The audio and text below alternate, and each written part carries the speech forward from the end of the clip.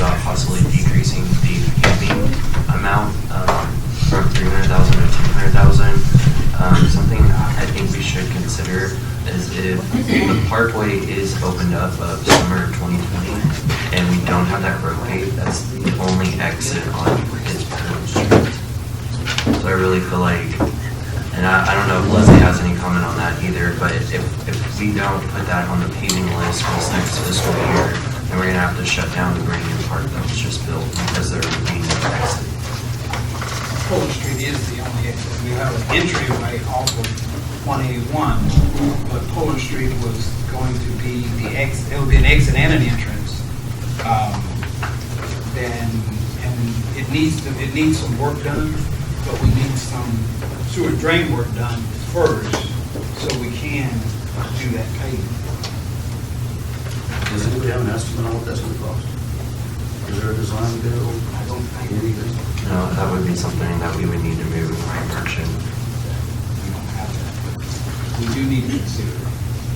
I'm okay doing that, and it doesn't matter if I'm okay or not. You guys get to make the decision. But I do want you to understand, there are other roads in town that people are still living on that are not paved. They're dirt roads, and their homes flood, and their fire hydrants, they won't work. So if we're gonna go out and do that, we're gonna have to take that out of the paving fund, which luckily, money has been deposited there year after year. Do you have any idea where we're at? Couple $1 million bucks? 2.3 million? If we could do all three of those, I would say yes, but it's hard for me to run into somebody at HEB and say, hey, man, I'm looking for I can't even get my road paved. And I'm right downtown, I'm on 3rd Street, and my kids walk through the mud. So I'm all for paving, but at the same time, we gotta take care of those people that are living on those dirt roads as well. Exactly, and I'm not saying let's not do that either, but we're gonna hold up, or we're gonna basically shut down a brand new park whenever that does decide to get paved. Any other input on that?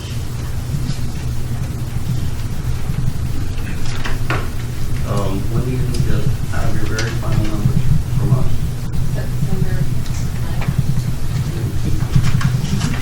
So my question is this something we can do in-house? Unfortunately, we don't have the tools to do it. Okay, that was my question. We can work on it. I just don't want you guys disappointed because the numbers are gonna be high. They're gonna be they're gonna be high. Really high. We're gonna have to relocate some water mains and things like that. Yes.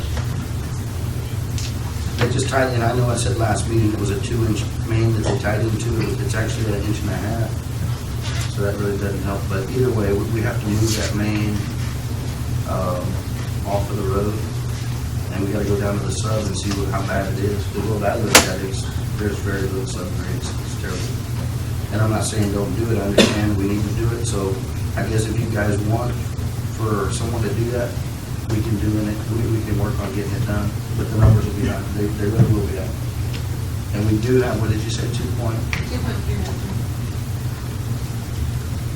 I wonder if we did I'm looking at, information staff, if we did a quick drive-by kind of ballpark estimate for that bill. I mean, if we could say we're talking about $500,000 or $1 million, you know. I can get you an accurate estimate.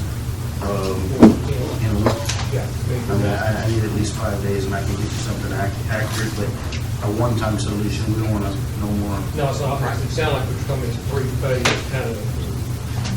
Alana, do you see any problems with that? With that water main on Pulling Street? We actually, you're talking about the water main, it needs to be replaced right now. It's in bad shape. It used to be a 2-inch, now it's down to 1.25 inches because all the rust and all that, but the sewer main is bad too. I mean, roots and all, broken pipe is bad. Yes, but it's okay. Yes, a 6-inch clay. Yes, exactly the same. Hey, if you have a little bit of time, do you think you could contact a couple of contractors? Okay. I mean, if you're okay with that. I think that would be appropriate. I mean, to give you information to answer your question, you're only talking 2, 5, 7, or right. It sounds, I mean, I'm sitting with you, or you want to know, do we do you dig it up, shut down operation. Look, I've looked at some of the infrastructure, some of it, we're on borrowed time. Yes. Right. Especially some of that clay pipe too. Oh, yeah. So, yeah, certainly. Okay, and we have already, we have numbers for North Third Street. Okay. And also for Lavaca Street, because those are two, they're horrible. How long now? Those are the two that just talked about. Tomorrow. You're riding around. Is that good for you guys? Yes, sir. Perfect. Okay, next.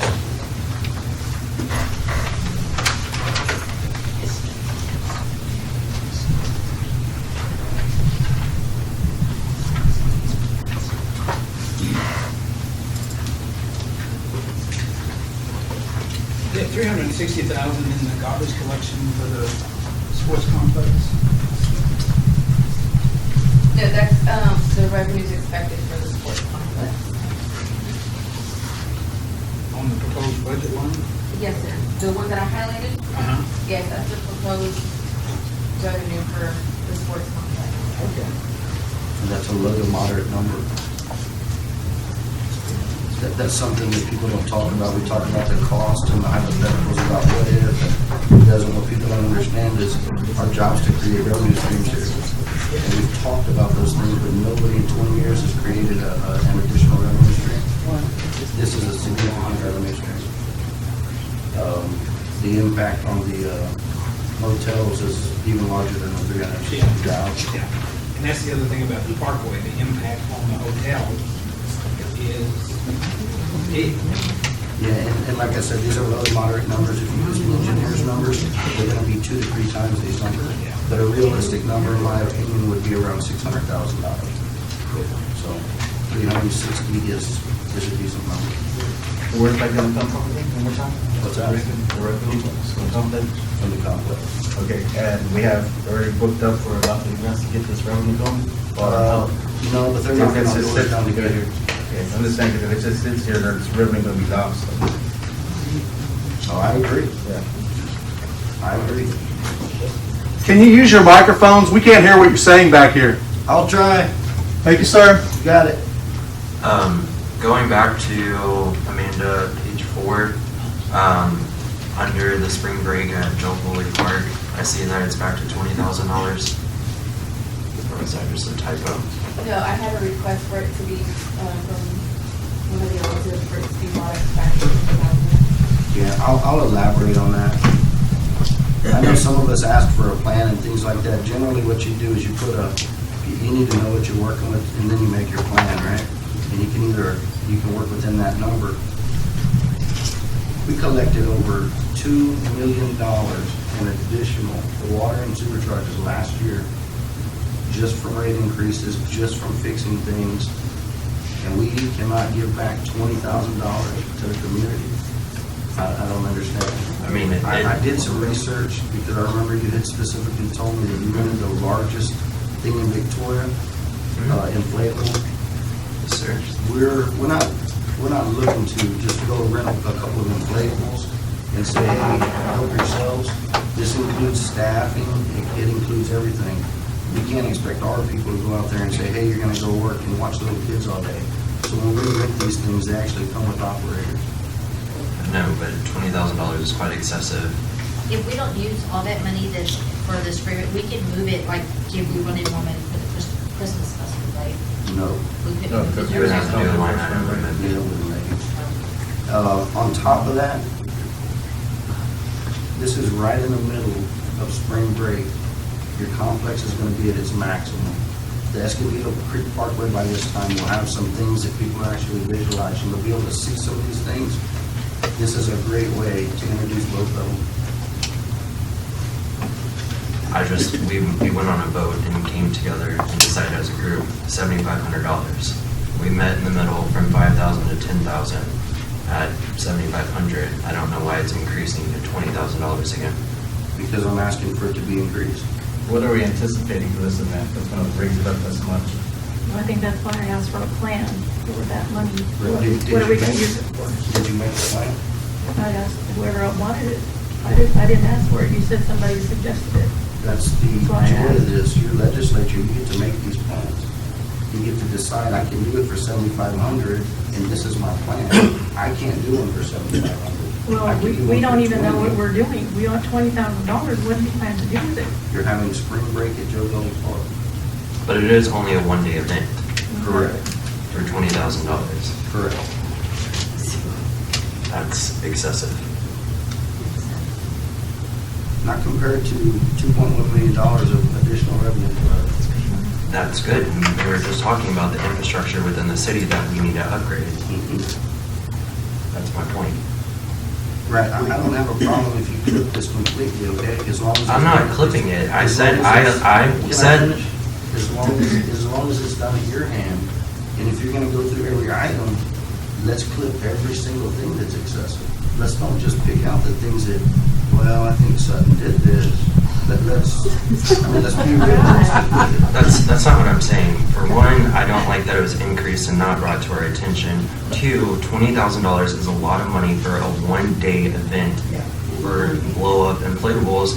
And yes, I'm okay with doing things for the community, and I think that with the increase, what did you say, $2.1 million in revenues brought back in, but it doesn't need to be thrown down the drain or be something elaborate if we haven't even tried it yet. Why can't we just, like we agreed as a group, try it first at a lower budget of $7,500, and then next year, if you have a plan to do more with it, then let's rethink the idea and say, okay, for $3,000 more, we could have done this. I think we should just leave it at 7,500. That's what we agreed on. That's what we agreed on. Okay, so when you say we just put it back on here, this is a workshop. If you had any changes, you could add anything you'd like to add, and then we look at the budget again. So nobody snuck anything by. You just put it in there. Yes, you actually did, And when because, you guys say no, you say you agreed on something. we did, we agreed on it in the budget workshop. It should have So stayed then the we should same, not- and then if you wanted to increase it, you should have brought to our attention again, and then we You should are, have it's brought voted. to your attention tonight. It was brought- Exactly, but if I wouldn't have said anything, would you have said something? Yes, definitely. Okay, so what other changes are in here that were made that was not, that have been made since the last meeting? The last workshop, I'm sorry. If I understood you correct, just the highlighted items was the stuff that was changed, right? Yes, that was did not get that one, sure. And when we say we voted on it, so then nothing should be changed if we voted on this budget, correct? This workshop would be useless. It's not useless, it's for us to think about the budget more and to make any other changes. Right, so why wouldn't this be considered a change? It is a change, but it wasn't, it was changed up from $7,500 to $20,000, although in our last budget workshop, we discussed, actually 2 budget workshops ago, we discussed bringing it down to $7,500. If you wanted to change it back up, why couldn't you have just said, hey guys, I know we put, for the spring break at Joel Gully Park, we had it at $7,500, but I would like to increase it for $20,000, and this is why. Because we didn't, Justin, that's the purpose of the workshop. Just because you say 7,500. that's not- Okay, but we voted on it, so.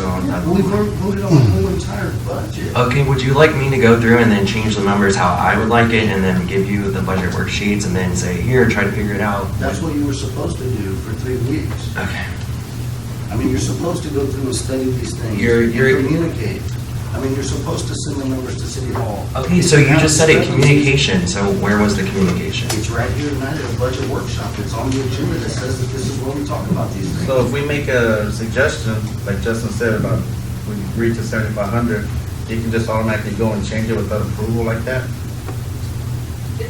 I mean, I'm just- All changes, everything on this budget while we're in workshops can be changed until if the budget is approved. It doesn't matter what we say, we're not voting on it, everything on this this is a workshop. The whole purpose of the workshop is to look at, evaluate, figure out, make changes, go back and forth. Budget it'll go back and forth until we get to the number that we all are comfortable with, and that's it. You're exactly correct, but the change should have been made in the workshop. I just asked, Amanda, did you forget to highlight that? You forgot to highlight it. Yeah, it wasn't, I wasn't trying to sneak it in there or anything. Like I said, I just feel like the changes should be made in the workshop. We agreed on 7,500. I actually would ask it to be lower, that we agreed on 7,500.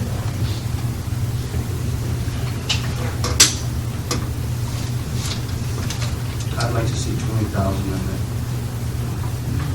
And I would like to make a motion that we leave it at $7,500. No more, we don't do motions in workshop. Okay, so then how's there a resolution? We keep talking back and forth. So don't we need to somehow formulate a vote? Yes, when the budget is finalized and passes, you talk about what you think it should be, what other council members should be. So how would you like us, if I would like to decrease it back to 7,500, where we agreed upon, how would I do so? You talk to the council members. Had a discussion. Okay, if I would like to move it down, would anybody else like to move it down to 7,500? Well, yeah, just as long as you don't take any action. If you can talk among yourself, and then, So, but then that creates a walking quorum. I can't talk to two council members and get a majority vote. well, you're in the city council meeting. Not somewhere else, Outside, but here. Okay, that's what I'm saying. Yes, I would like to move it down to 7,500, but that's an action. What he wants to see is it staying 7,500, not once we agree to it right now, we go out this door and then back to 20,000, we come back again. If it is, we get ready to approve the budget, we move it to 7,500, and that day when we approve the budget, it's 7,500, period. The discussion can go back and forth. This does not lock anything in place today. If 7,500 is where we want to try to be, then plug it in at 7,500. But if So the is mayor that- wants to try 20,000 and see what the budget look like with the 20,000, then we plug in the 20,000. But at the end of the day, when we get ready to approve our budget, that number needs to be what we want. So when we get ready to approve the budget, we look at that number and say, okay, it's $10,000, and we all agree that we want it to be 7,500. We make a motion, we change to 7,500, it's done. So on the date of the budget adoption is when we're going to be voting to make changes, because that's not what we did last time. That's the process. Voted for 7,500. We didn't That's vote. illegal. We didn't vote. He just said it. We He voted. said y'all voted on the 7,500. So by him changing it to 20,000 without a vote, Okay, it was illegal. hey, this isn't a back and forth. So if we It could, has been. Your city attorney should I would suggest clarify her last that he's one. not doing it. Her last one. Go back and forth. we'll do just, again, for some of these items that we're grabbing the notes and items that, that you're discussing, or discussing in more detail, we'll make a note. Let me see what's It'll going be on. yellow, red, what we would say for next time, so that way we kind of call it out. Everybody, you're all busy, listen earlier, you come back next time, we'll leave it on it. Do our citizens not have a say in what can be said in here? I mean, she was just asking legit questions. Yes, but they're the taxpayers, they should have a say in what's going on. Go to their house and visit with them, because this isn't the place to go back and forth like that, Justin. Brandon. I mean, we answer questions at meetings, we answer questions every day at City Hall. Tonight is not that time. Do you really want us to talk, Mr. Grealis? Do you really want us to do that? Hey, Richard. But also, for clarification, there was no legal vote taken on anything at any workshop. Is that correct? That's correct. Does this budget right here that everybody has in front of them, does this mean anything before it's approved by this council? It's fungible, you could, So to insinuate that I'm sitting here doing something illegal is wrong. Because this is what a workshop is for. You mark up your work just like any other contract. You mark them up, the council looks at it, they agree with it or they don't. They change it, they pass it. I don't get to pass it. But I get to dang sure look at it, make sure that when I get in trouble, that I know what I'm getting in trouble for. so at the workshop, this is council members should be in place. It is noticed, but, and that's generally it. The citizens are here to observe and to listen but not participate. It's a council workshop. And meetings were sent for that purpose. Okay, thank you. Anything else, guys? Let's go to page, I said we go to page 3. We made a motion in the last council meeting for training purposes, we said at $2,000. Some of the classes we take, we divide that amongst the 5 council members because the mayor was generous to add his portion to us, and he didn't want to be a part of that.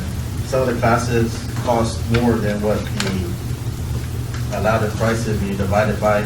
And as a future, I would like to see if we can raise that up to where all the classes in a room can be secured, not only for us right now, but for future stands. I know the budget comes up and it can be adjusted, but we should be setting and paving the way for future people. I'm not gonna be here forever, we're all not gonna be here, but we should go out knowing that we did something, and training is very important.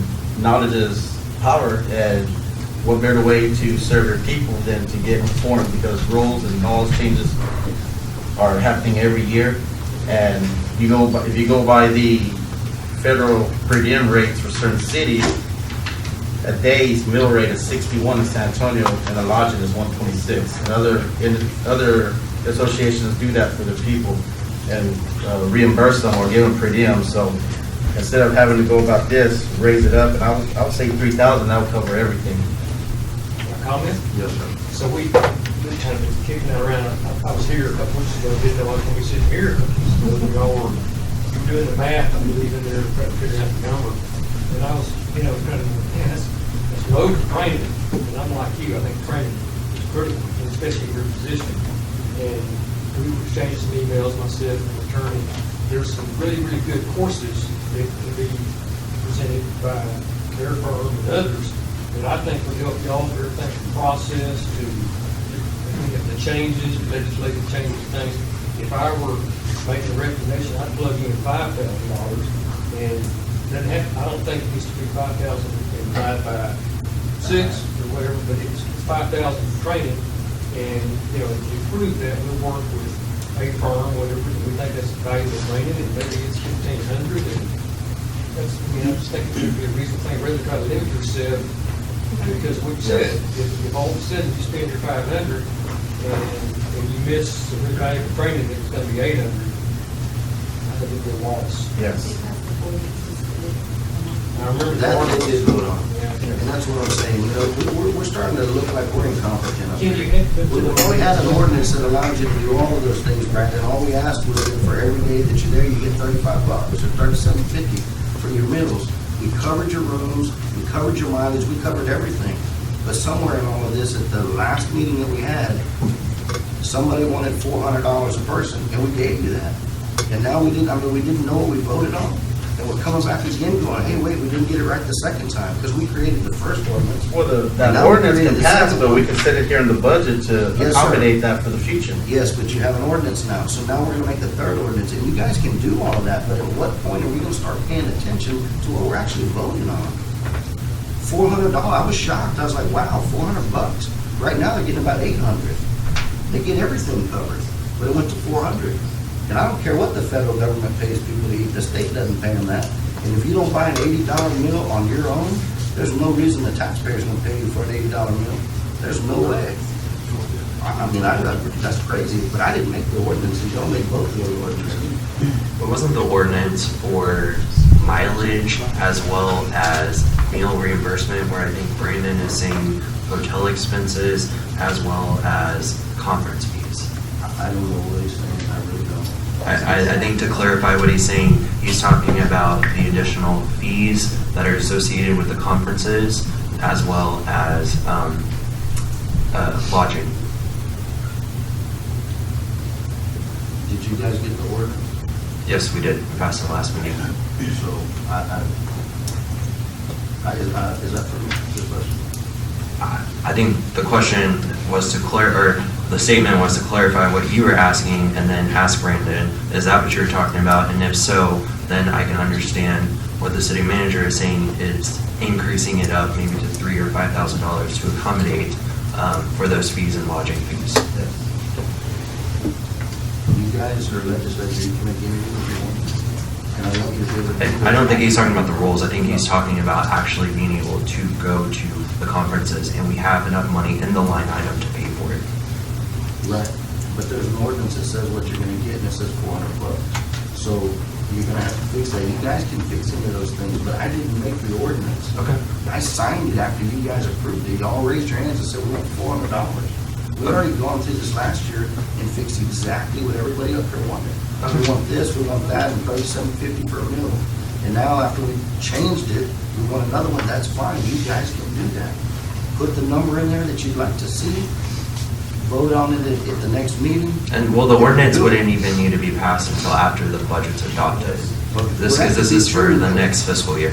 We're spending time doing the same thing 3 times is my point. We're wasting valuable time because someone didn't get enough money to go somewhere. I mean, I don't know, I spend $400 a month here. That's what I spend, just in travels. Just going here and doing this and paying for the people that we're entertaining. I don't look for a reimbursement, and I'm glad that I don't have to right this minute.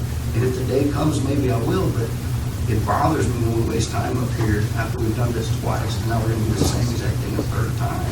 Let's get it right this time if we do it right. Whatever we're gonna do, let's get it right this time. Gotcha.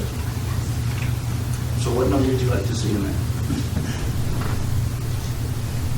I'll say raise it up to, for each person. The total number? About. If you moved it up to 3,000, that would give you $600 a person, yeah. excluding the mayor. But we couldn't, remember we said we couldn't exclude the mayor because if the next mayor Right. wanted to use it, so it was still divided between 6. Right. What number would you guys like to see? What was your recommendation? His was 5. This was five? His was 5. Well, the only reason I say that is because I already intended 1, and I think if we had 400, 500 per person, mine was 400 and something already, so I'd be, wouldn't go anywhere. And hers is, hers was newly elected members. Yeah. And that number is for each year, so if you go to a program in 1 year, you go to another program the next year, that doesn't mean your whole term, it's just, that's the budget for that year. Say a number so we can pencil it in, please. And say, well, then the mayor's gonna have to be included. I'll say, what do you say is 7,000? Huh? Just do 5,000. So add 3 to it. Yeah. 3 to 5 total.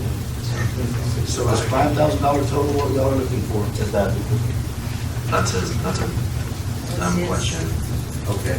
Y'all gonna make that decision on the next one, at the next meeting? Because it's gonna come up. If you think it's something different, we need to, let's throw it down.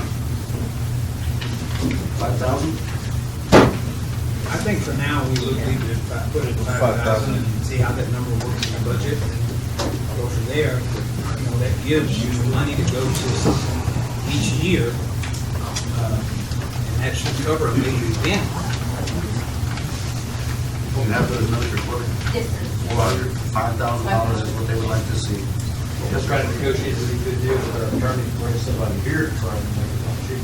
And well, there's a lot of stuff online also that's free that doesn't cost too much. And it's good, like Brandon brought up a couple meetings back to enter, to go and visit with other people and stuff like that. It's just, I don't know. They want $5,000, let's put $5,000 in there. Next.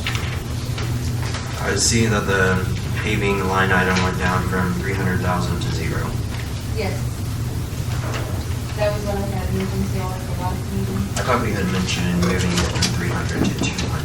No, I had to completely take it out. But it's just a draft, so we could change it.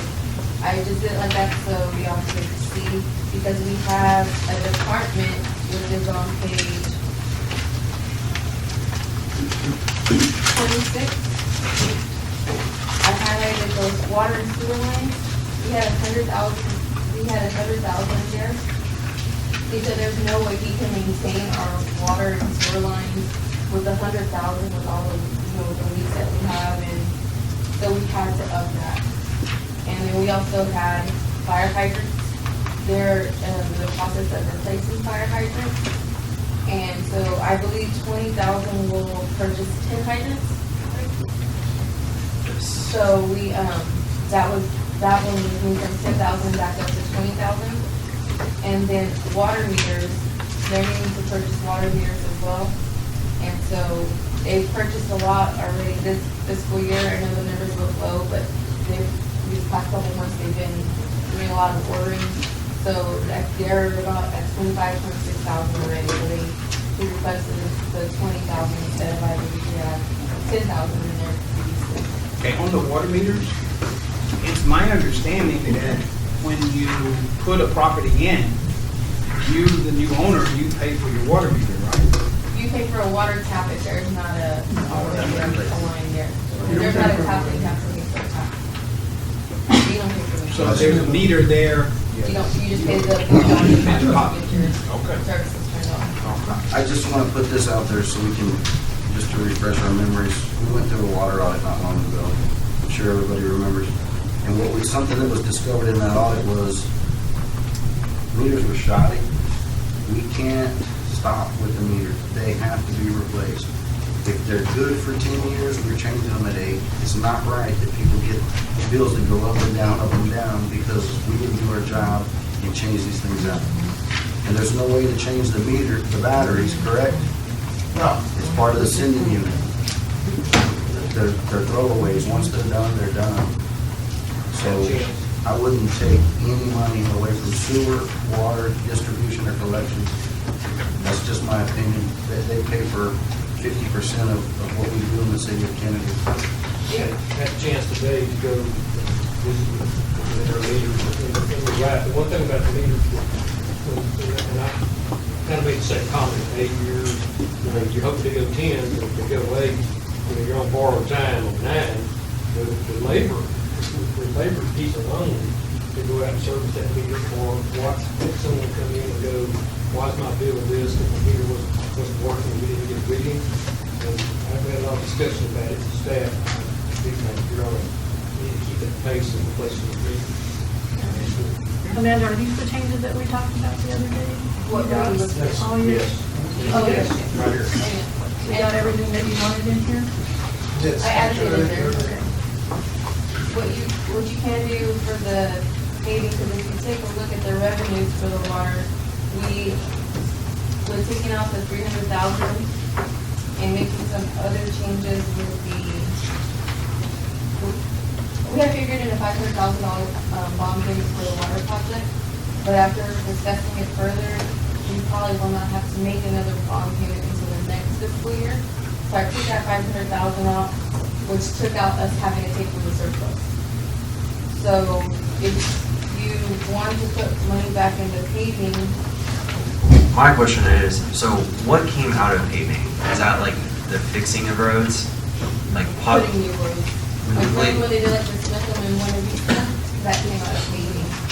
I don't think there's been any projects this year that came out of have came out of paving. and so those are outsourced projects. Yes. So then if we do decide as a council to do Pullen Street, that's where those funds would come out of? Yes. So we've been trying to build it up for 2 years from now. Once water and sewer changed, water, sewer, and gas, we can go back into the roads. It's over $1 million for Blue Street, Bloom and Russell. Those streets up there, over $1 million. It's about 7,000 feet. Well, I don't, Pullen Street's not 7,000 feet. Oh, no, I know it's not, but it doesn't have any subgrade. It has nothing, it's raw material, it's never had pavement.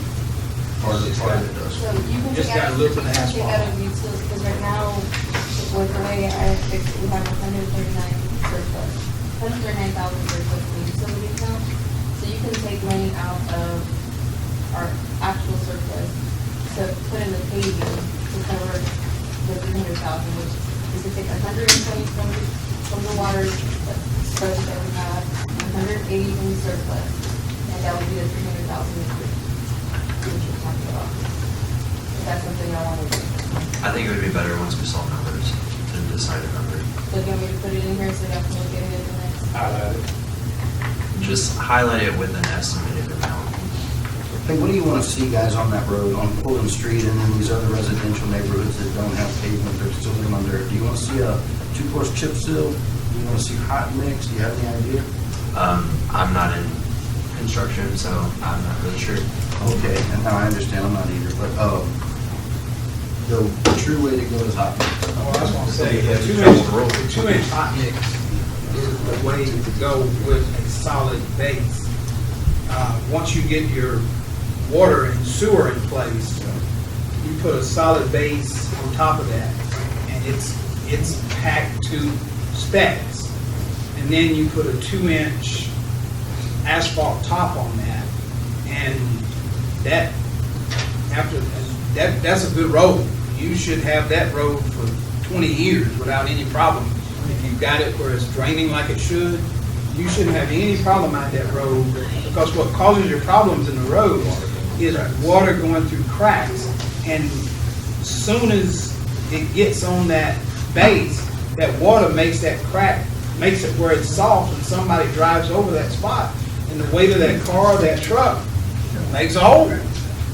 So if you lay your foundation, the foundation is the most important part, and then you put that 2-inch hot mix on top, you got a road that will stay with us for many years to come, and it won't be eroded, we won't have bad potholes in it, and it's. We're gonna have a lot of traffic on that. Yeah, personally, if I was doing my driveway, I would do hot mix.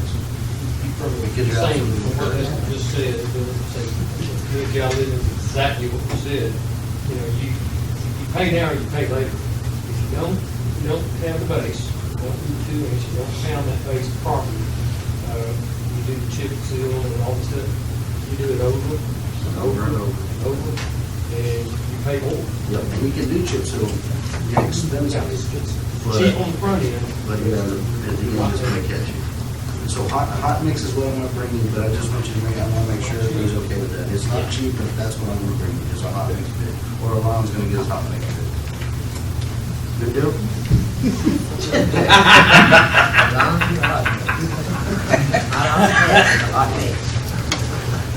Okay, I don't know where we were, I'm gonna look for somebody. Well, that was the completion of that use. Okay, drainage, when you say drainage over here, I hope that you're gonna be okay with culverts, ditches and culverts, because I don't think we can afford curbing. And I want the 50,000 for miscellaneous drainage, just culverts and drainage. And probably- That would have to increase also.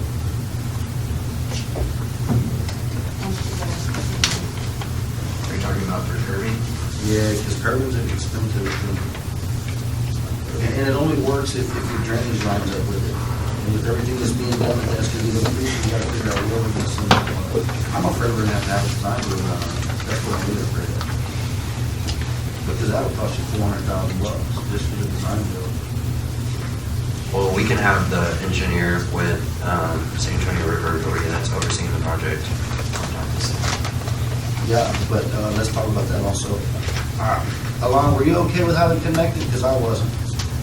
Where? That Schedule 80 they put into that 1.5-inch pipe? The best thing there to do will be upgrade the line, coming from Fifth Street, run a 6-inch line, all the way to the end. And then from there, they can connect with the 2-inch Schedule 80. But right now, I don't think that the pipe that is in the ground, I don't think it's gonna handle it, because it's gonna start moving a lot more water. Right. So it's gonna, Yeah, they should have, when you said you bring their engineer, clearly you weren't on it, because what they just did with that pipe. No, what I'm saying with the engineer, you were talking about the drainage, how it could possibly drain. So if the engineer has developed plans that show the drainage of the park, Right. the city and the San Antonio River Authority can work together. Yeah, no, definitely. I just know that we were supposed to do it at the water line. And they put in the shoddy water line. They just compounded the problem. I don't think the water line shoddy, I think it's the line from the to the junction. You know, it's still not moving. It should have been on the side of the road, not moving. Anyway, we'll do that. The San Antonio, or the parks line, or the city's line? Both. We can talk about it. Okay, next.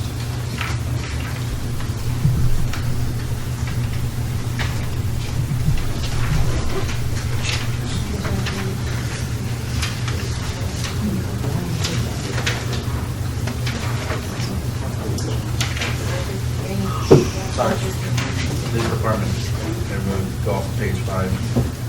The chief, I understand he's not here tonight, correct? Yes, sir, that's correct. Okay, has he mentioned anything that you would like to see added on here, or something No, that sir. doesn't need anymore, anything like?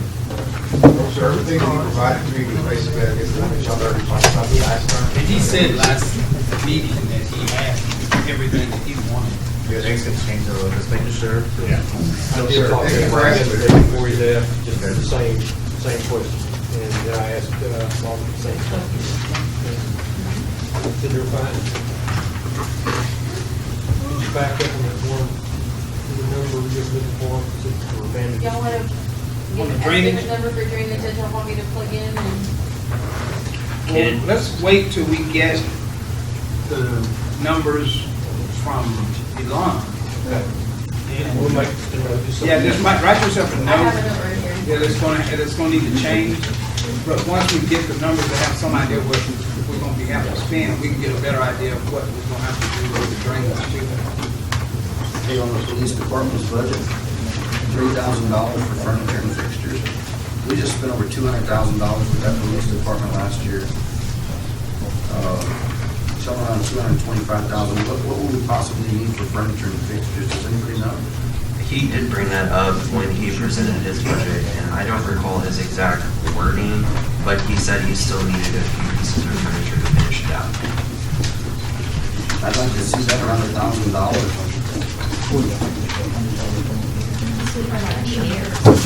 Oh, yeah, that's About right. office chairs. Yeah, 'cause that was, Chairs. yeah, the Yeah, training training room. room needed chairs. And plastic chairs, and they're, I don't know what they cost, but I do remember that. Now, Paul, was there something in the interview room, was there something kind of, furniture-wise, maybe not? You know, the interview room, they just pretty much take one of the rollaway chairs and place it in there as needed. I walk around in the building, it looks like it's well out.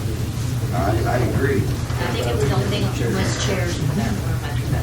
And, order new chairs and a projector. And a projector. Projector.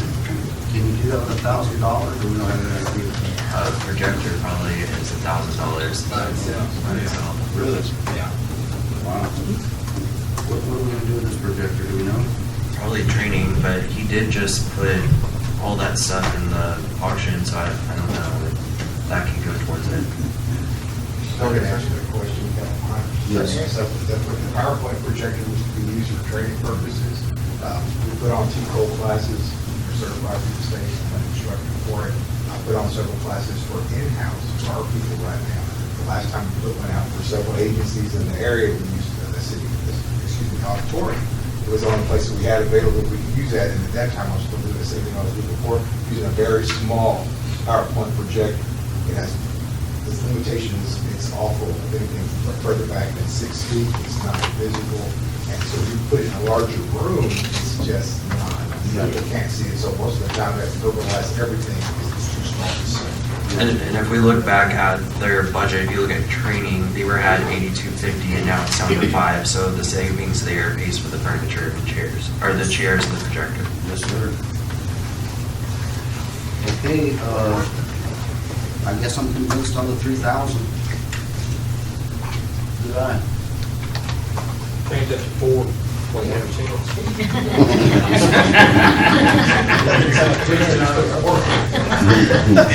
Machinery and equipment, $30,000.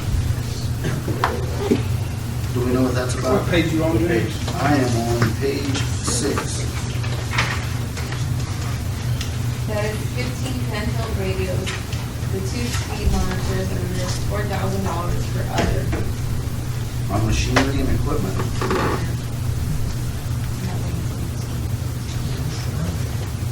Yeah, that's that deal to check the speed, because the one we got is shot. When I understood, Two of them. devices.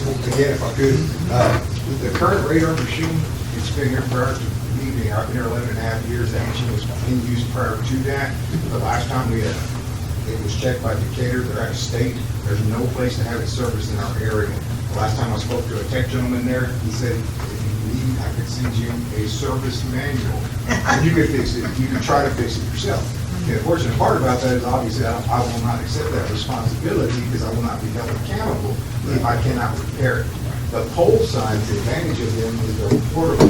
They can be moved from one street sign to another. This is some brackets. You walk up to them, they're plug and play. Plug in, you plug iPhone into them or a tablet. You can download the statistics for how many vehicles pass down that street, as well as the speeds. Not just the count of how many, but as well as far as how high the speeds got up to. So it's a good way to monitor traffic areas and for more enforcement, because there are a lot of violators in that area. Gotcha. And he was gonna get two of those, right? Yes, sir, that's what it was. I don't know what they are per, you know. I think they were like, $2,500 a piece. Okay, that sounds good to me. Cars and trucks, that's payments, I believe. In a golf cart. No, because that's over here. Furniture and fixtures, we have a line item for on page 5. And then we have another line item on 6. So on page 5, would that be maintenance on the vehicles, and then page 6 would be the actual payments for the vehicles? Furniture and fixtures, is what I'm talking about. Oh, I'm sorry, I thought you said It's it. under building maintenance, so I don't understand it. What's the number, is it the 55004? 55001. 55001. 55001. That's $500. So I just want to make sure that if it's $3,000, why do we have, Why do we have 2 line items for furniture and fixtures? One's maintenance and one's the purchase. Yeah, So I guess one's that for would be- taking care of the stuff, and the other one's for buying new stuff. so the same thing on the $12,000 for cars and trucks? Is that enough money to maintain the cars and the truck? I'll look for it. I don't have it. What line? It's 550. 560. Yes.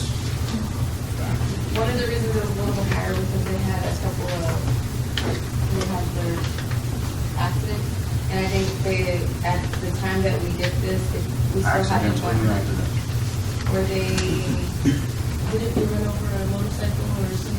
There was one that was in a rating, pursuit and stuff with the felony. But we're not gonna wait till next year to fix that, are we? No, it's already gotten fixed, but at the time that we did this, I had to send a check from TML. The Oh, So they average- went over. Yeah, so that's why it was a little. Okay, thanks for clarifying that. So we take 12 as a solid number. And that's just for the general upkeep, the oil change, the buying new tires, the washing, inspecting, basic upkeep. Okay. That should be. Okay, is there anything else on, police department? No, okay, moving on, next. Animal control, we did, plug in an extra person. So we have the salaries for the additional person plus benefits.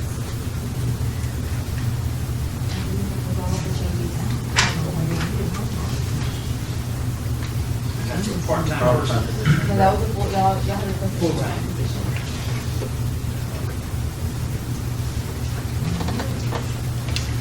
With everything that we know, is that gonna work for us? I mean, let's be realistic, because I wanna make sure that we don't have another person to stand and steal. Because in the water department, we need people bad. In the sewer department, we can always use somebody. I just don't wanna, we have Matthew at the warehouse, he's still there, correct? He does maintenance, but he was in animal control, right? Are we gonna do away, I just wanna figure out what we're doing here. Are we keeping maintenance? Or, I mean, inventory, are we taking away Matt from there? Is there any discussion on him going to animal control? He has asked about it, but I did let him know that once the council approves the budget, that the position will actually be put on the paper. And then chief will accept applications, and if he decides he wants to bring that back, then that would be up to him.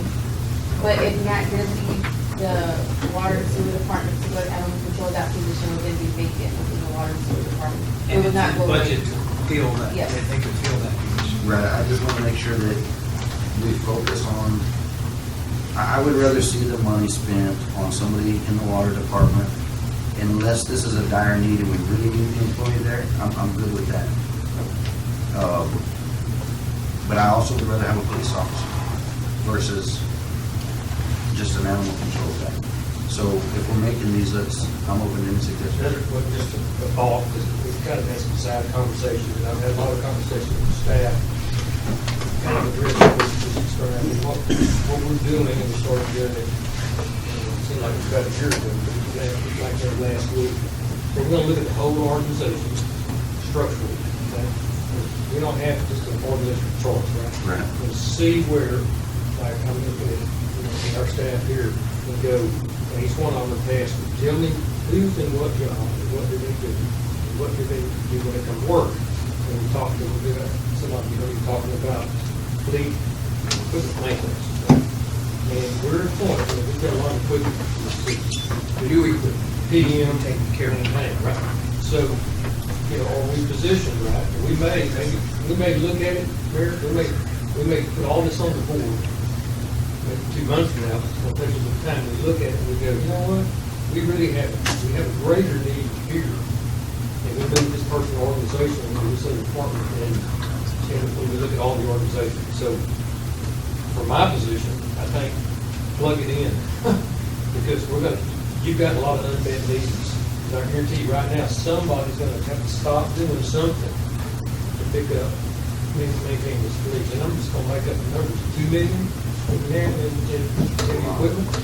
If it's 2 million and we lose 10% because we fail to, change transmission fluid or keep our motors running and change plugs and all that, we'll spend $100,000 really quickly in repairs. And we have equipment right now, we spend $30,000 right now to repair equipment. And maybe it didn't need to be repaired if we were maintained. I don't know, it could have been, but I got a little bit, but anyway, I'm saying let us look at organizations that really best need, where you get the best bang for for staff and staff.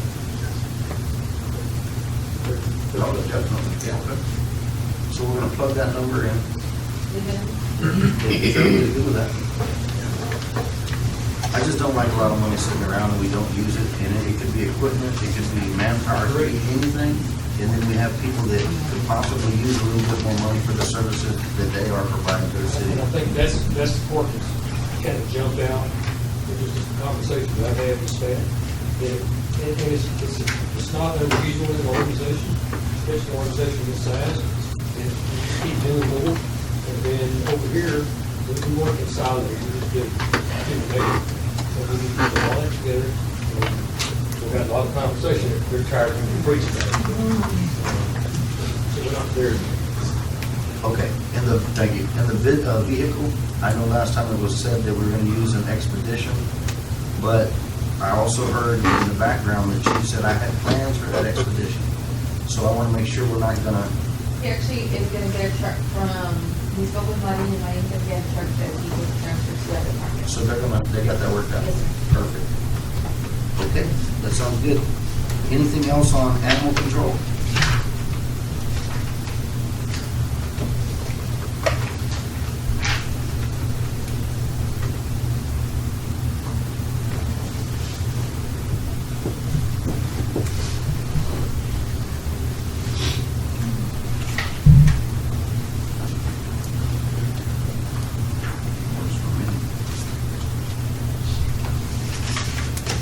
Kenedy Volunteer Fire Department, you ready to move on to that or no?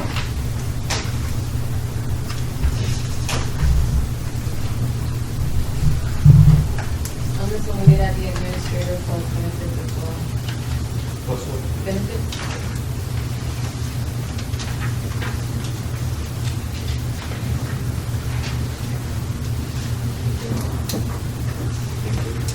We are gonna do a little bit better job at the fire department. I visited with some of the guys yesterday. We went through their budget.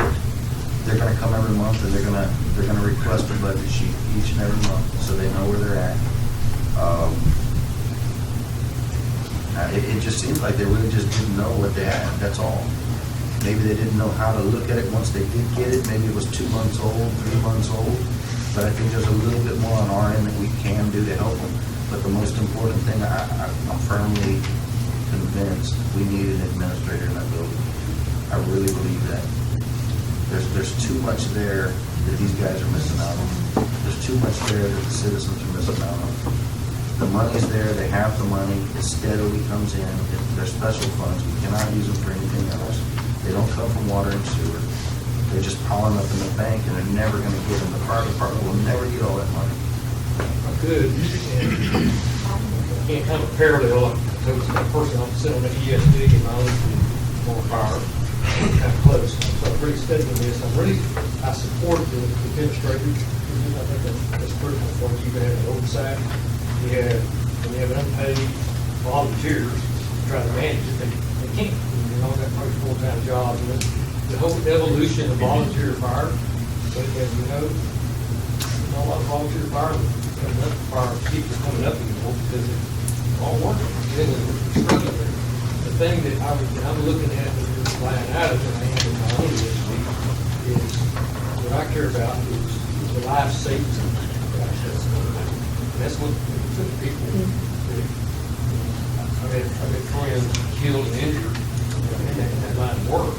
And the work, that's what we need to focus, whether it's on scuba, the air apparatus, whatever it is. I agree with you. And it's a shame. In fact, we're derelict in our responsibilities as managers or as council if we don't make sure it's like you did.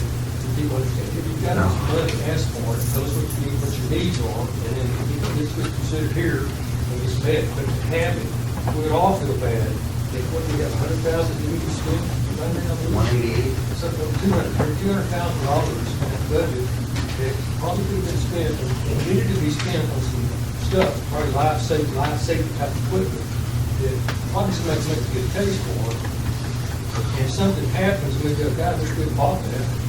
Anyway, just not to lecture you yet, but I just think it's important. I agree with the administrative point for sure.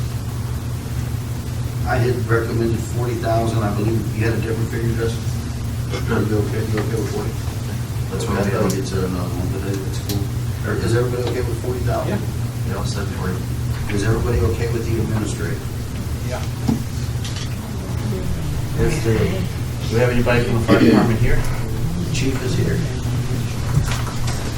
How do y'all? Yes, the fire department chief is here.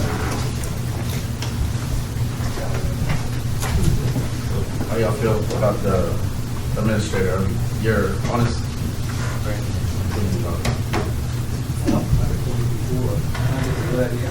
Not convinced there's anyone full-time.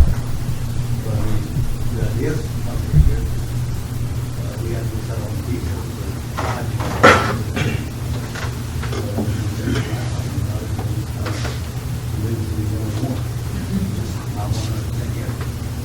You know, that's exactly what happened in my fire department. It's a big change. Yeah. It's a change. Change. And we did exactly the same thing we're doing, and with the idea that you've got a job out there, right? Yes. And so you can focus, your time and then somebody to, not to be your boss, but to go to the city, the administration side. Right, yeah, I said, I'm kind of more with this. I'm like, we're sure that we have enough stuff for him to do. And he was kind of talked about it last night, so I think that he's done about 60%. I'll talk to you outside, I'm heading to 80. I mean, yeah. I'm always open for new ideas. Anything that will improve, for sure. That's what I'm trying to do. I really appreciate everything you do there, Juan. You can have a lot more over there. I mean, you really truly can. I've been trying. Well, I know you have, but it's not about you not trying or anything like that. There's a need for it. There really truly is. Is there enough work for a full-time? Is it a full-time position? Truthfully, we don't know. We don't know. That's what I'm saying. I don't know truthfully. That's what I'm saying. That's why that other percent of me that I'm not too sure about having one. I'm not too sure there's enough work for him. But I mean, a couple of things he told me about last night, stuff I said, I said, okay, I'm getting no convinced, but it was nice to do it. I just don't want to hire somebody or, hire somebody when it's going to get rid of them, it's just, doesn't work. Especially if they put it down to this.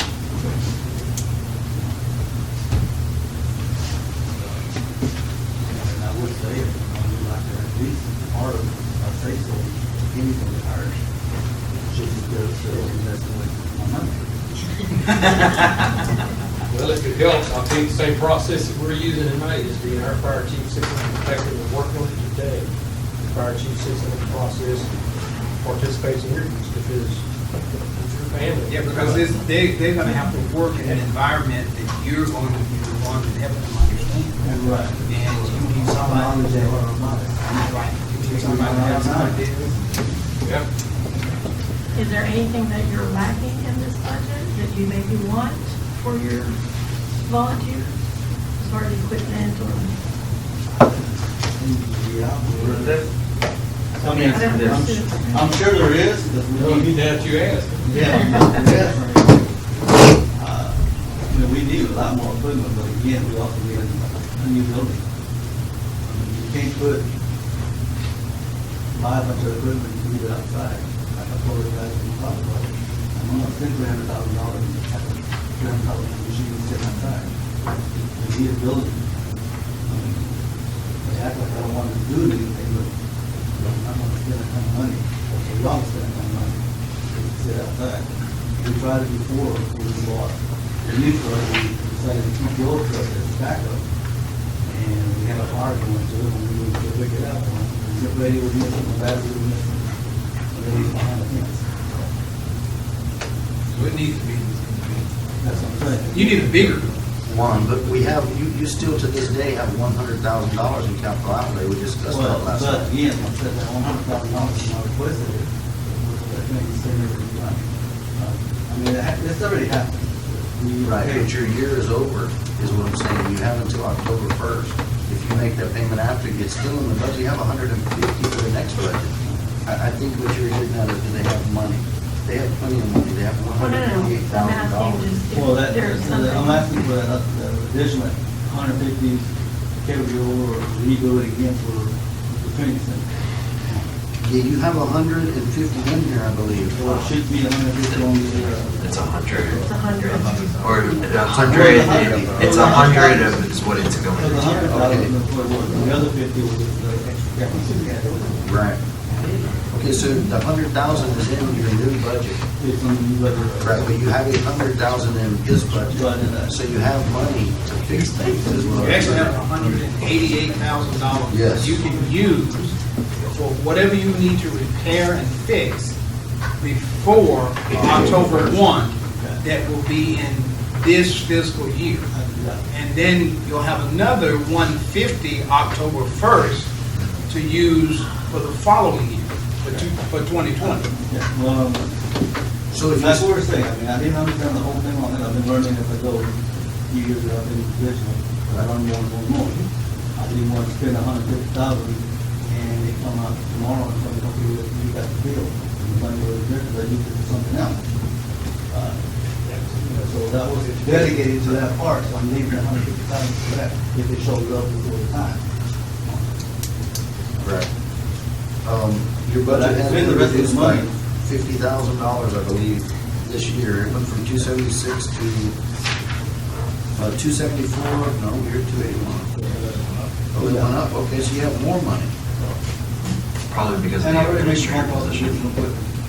Okay, good. Good, good, good. You could take it out of this, for this thing. That's why it's probably the other name. Well, yeah. We want to Okay. each other.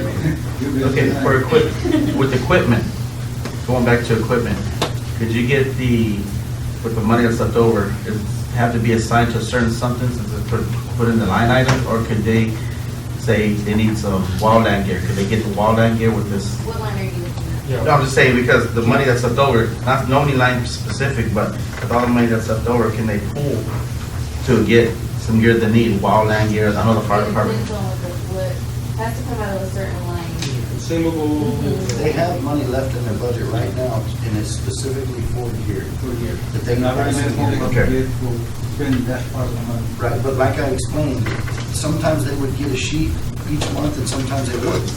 And then they might get, this month, they might get a sheet from 2 months ago, so it wasn't accurate. Maybe they didn't understand how to see the budget, I don't know, but they have a better understanding now, I hope. And I think that's something that we probably should have done 10 years ago with them and said, hey, this is how a budget works and let's run through it. Because, I mean, surely he doesn't want to starve them. I mean, he just didn't realize he had the money there. And it's there for him. So yes, there is money for equipment this year. I mean, this year. I'm not trying to spend your money, but I would take, I'd take their advice and go, here's what I really need. because- Work up a list of what you want, a price, and We'll have it work. ready for the next council meeting, so we can put it on the agenda and get it approved, and you can get it ordered. Gee, that's pretty easy. We'll work. Over 50,000, it'll have to come Oh, explain that to him so he understands. We talked about that last time. before. Even though they approved the budget, no matter any item, anything that costs over $50,000 contract or purchase, we have to bring what that counts to do. I didn't know that. We'll work with you. We'll- Yeah. So, I'm gonna give you a big customer. Hold that back now. We have that 150 in there right now, and so this, no matter how much you spend, that you'll have 100,000 next year right there. So it's not gonna be like if you spend 50,000, you're only gonna have 50,000 next year. You'll have a whole. New year. Yeah, the new year, yeah, Yes. that part I understand. Okay. That's what I want to keep it good, but that 100,000 Yes. was reapplied for next year. Yes. But, So what about the money for the training center? Does that come out of the? well, that's. That's the 100,000? Yeah, Okay. I mean, I don't know if y'all all know about the things that are the hard part. but it's- I've got some pictures, a couple of pictures of it going up, it's already going up. It's in Torrance City, it's the only thing about it. What I did, we did look before this meeting started, before we came up to the city council about the money. I went looking for land. Cheapest land was almost $5 million around there. And then we had to find water supply to it. Unfortunately, Torrance City Fire Department had this land that they've owned for many years. They've got a water well, but the city doesn't have to use this, and it's dedicated just for the training. So it's not gonna be anything else. Y'all kind of know that when I try to use water for training, I can't use water. It's hard to get somebody, show somebody, and say, okay, act like you're putting that car out. Well, they put you the money, brother. Stop right there, you're good. They put you the money to buy it, to get in that deal, you're good. I don't know if they wanna see that, I can give that picture. Let me go take pictures of the way the thing is set up and stuff, and I'll do it. And then we can send it to them. This was just part of something else, so that kind of complete. So that kind of stuff. And it's gonna have a lot of oil field stuff on it too. Training, which is good. It's gonna have the Christmas tree, it's gonna have the compressor, stuff that we've been seeing. A lot of the oil companies are already donated a lot of that stuff for the thing. Anything else on the fire department? so I mean, that money could be spent before the October 1st on anything. As long as it's brand new, I believe. Gear, radio, I mean, anything. You have money for radios in there also. We have to call for it. If we need to help you, processing, all this. Oh, well, let me get over it. I'm here. Anything else on the fire Probably a little bit. department? Dusty, you good? How about, like pager wises and stuff, they didn't fix it, or how, I mean, are they still messing up, or? Well, I mean, like I've said before, the broken record, I don't see pagers are kind of, in obsolete type of thing. Pager? Pager, regular pager. Or radio. Pager. Well, you get paged out and you get the tone and tell you what it is, and it kind of cuts off. We get paged out through our phone, you get that. We've heard this, that's what we're using. That's, I mean, I got no pick on, I've been out of state and gotten a page. The thing about it too, is everybody uses it the way it's supposed to. This is going to a car, or a king making car, they put it on there. If I'm out of town, I can see who's going to it or not. If I've got a question, I want to talk to them. For example, that's the old car we had, the red car we had, I couldn't make it. But I did see who was going, I talked to guys, well, then see what they needed, if they needed it, you never know. On a break or page, I can't do that. Do this, guy. They'll also have some features that we're looking at that you could monitor, like I say, and listen to, EMS and fire channel. So that's gonna be a little extra stuff. And we plan on having the whole part of good, we're working on that part. We're not in a hurry on that. Well, yeah, we can, I mean, that's gonna be, that's the monthly deal. But the thing is, the money you have right now, whatever you don't use, you don't get it. It's gone. Right. So if you don't use it, you lose it. That's just the way. Christmas, we can fly. I already called for the price of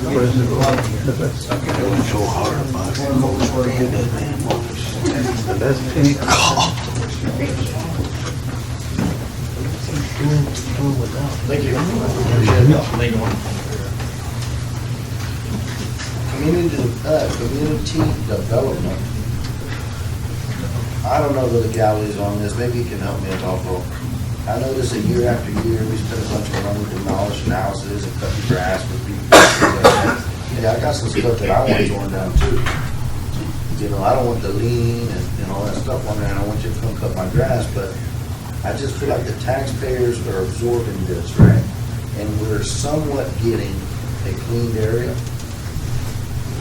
But is there any way, instead of us going in and saying, hey, look, we spend all this time putting you guys on them, and the next step is cleaning it up, leaning against it, things like that, why can't we just, to save a little bit of money, and to actually have something done quickly, put you guys on them, and we don't touch them, we sell them. Once they're condemned, sell them. Or is it that the condemning process takes too long? These are questions that I've been asked. Sure, you're talking about structure. Structure, yes. Structures, once the structures condemned. Then owners are supposed to, if they don't, the city does it, and then they handle it. And then, and they could, it's generally get public coverage. But right now, we still can't sell any of this No. until the Attorney General makes a ruling on the. Forgot about that. Good eye, let's. We can't sell anything Yep. until the Attorney General makes his ruling on the Minerals. minerals. So we need the 50 grand in there. Okay, moving on. Next item, thank you guys, I appreciate it. Anything in community development from you guys?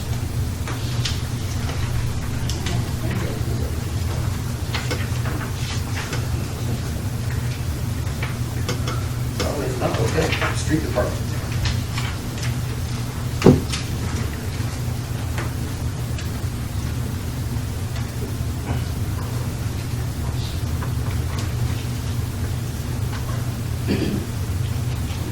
Some of the, So we dropped the street department by $100,000.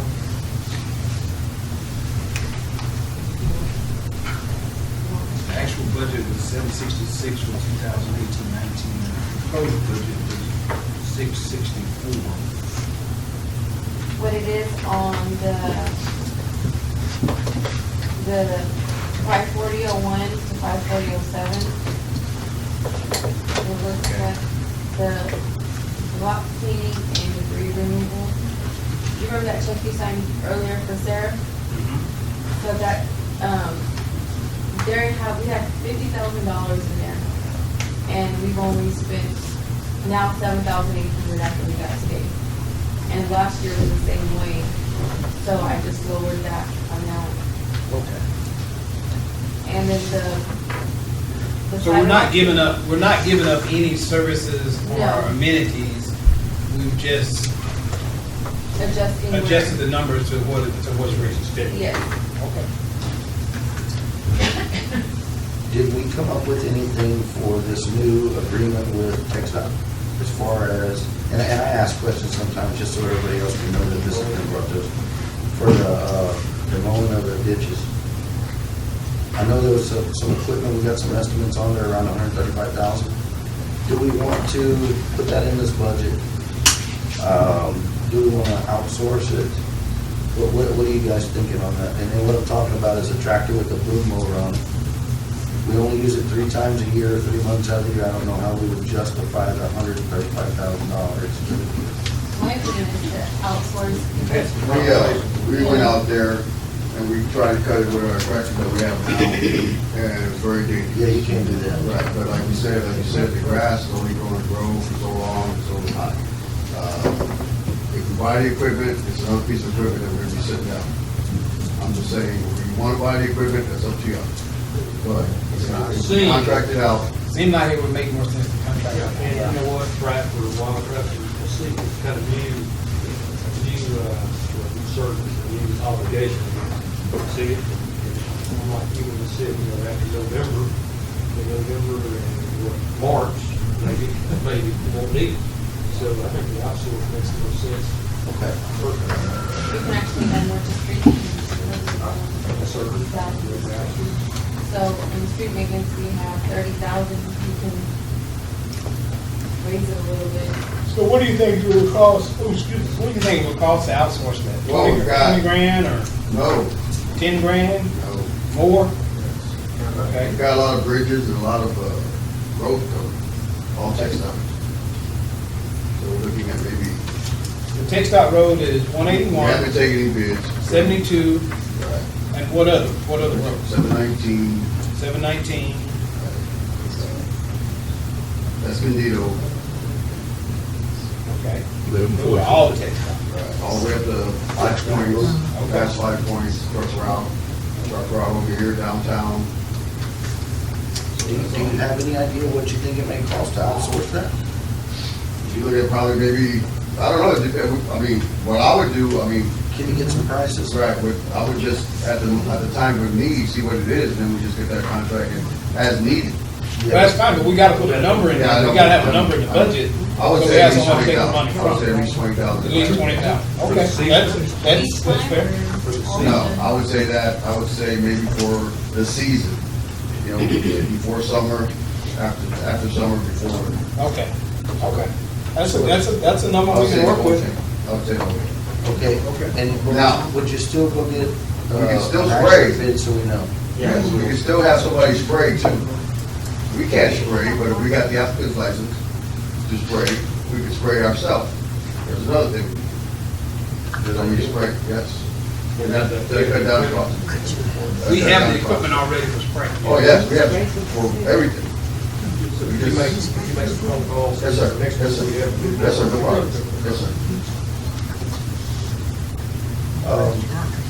He's gonna give that number to you, Bruce. Okay, we can get your estimates. Yes, sir. Thank you. Anything else on the streets departments? What did you say you increased, Amanda? Just now, I increased street maintenance to 50,000, 54006. Okay, we increased it to a total of 50,000? We still have aging equipment, just so we know. And it's going down 18 as we go. So What specific piece of equipment? we had a backhoe that went down, $15,000 for its transmission. That's the worst scenario. We had a skid steer that went down, it's $5,000 to change, $10,000 to change the pump, the hydraulic pump. Skid steer's like 4 years old, backhoe's 11 years old. Okay, And then we have tractors that are 12 years old. okay, I believe we have something taken care of on the tractor. Is that right? Yes, that's And then, this is something we needed to visit on. A lot of wear and tear occurred, bless you, on the skid steer because these guys don't have a trailer. They have no trailer to put this thing on. They're very cheap, $2,000, $3,000. But they rode this thing all the way across town. How do you go with that? They rode it. That's why there's so much excessive wear, yes, sir. We were doing that also with the zero turns, and we bought trailers for those too, so. But we ran out of money. I mean, this has been going on for years here. That's why the equipment just breaks and breaks and breaks. It's in preventative maintenance. We have a plan for that now, right? Everybody has a plan. We have a plan, we should put it in process as soon as we can.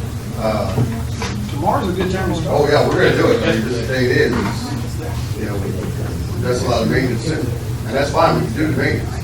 We can do the maintenance, but there's stuff that's been there from 2013 that's written on the filter last time we changed. Hey, can we run the grader at least once a month to make sure it works if we're not using it? Yes, we could do some training on it with the grader, just to get everybody familiarized and stuff like that. I just want to make sure that we run it because we spent Right. about 10 grand on it when we got here. It was broken also.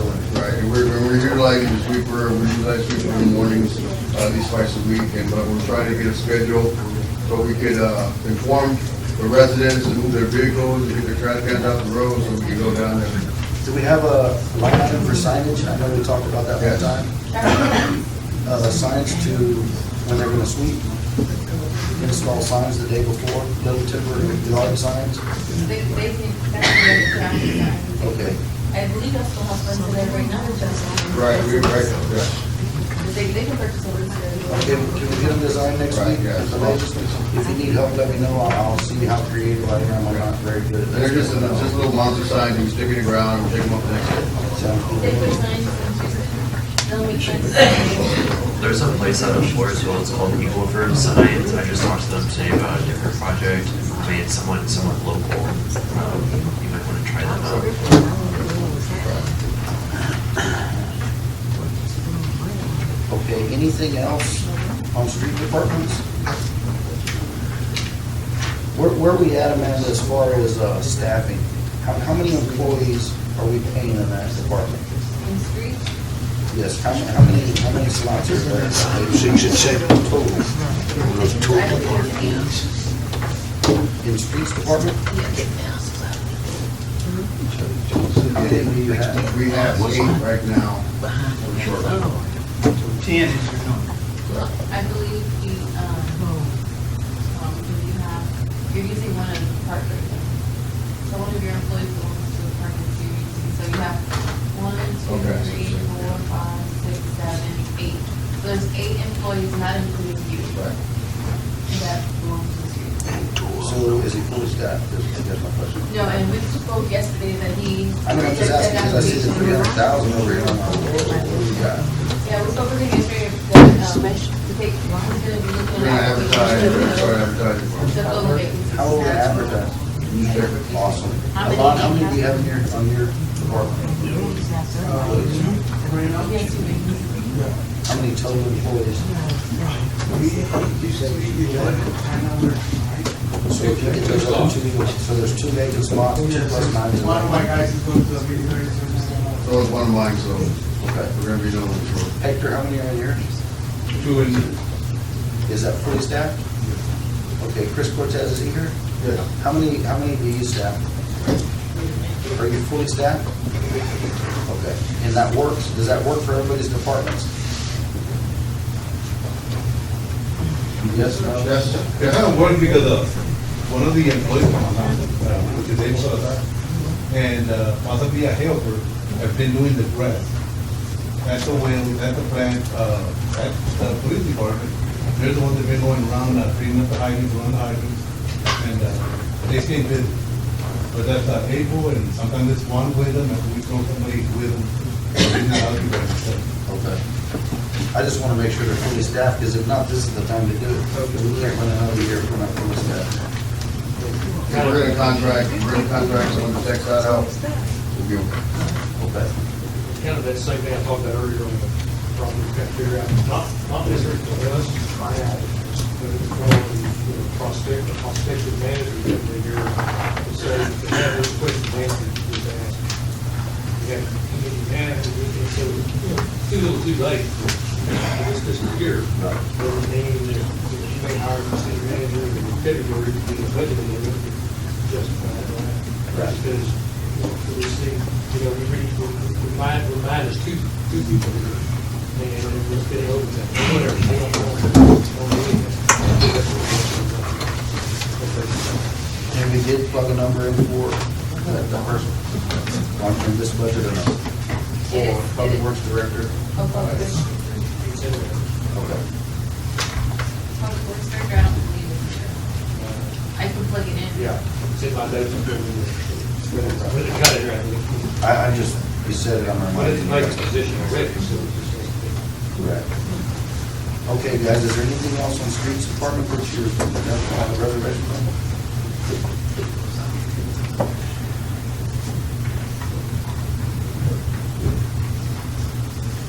No? Okay, moving on. Emergency management department, the chief is not here, I believe he's responsible for that. He told me the same thing that Ron spoke to you all ago, was yes, he was fine. Okay. Moving on. Airport department, Mr. Hyde has said that his looks good, is my understanding. Have either of you talked to him? Okay. Changes all of it. Do you guys have any questions on the airport? For those of you that haven't been out there, you should go out there and look at it. It's really nice. The weather station is up. The runway, I think they got put the last coat on the runway the other day. So it really looks good and really, really good.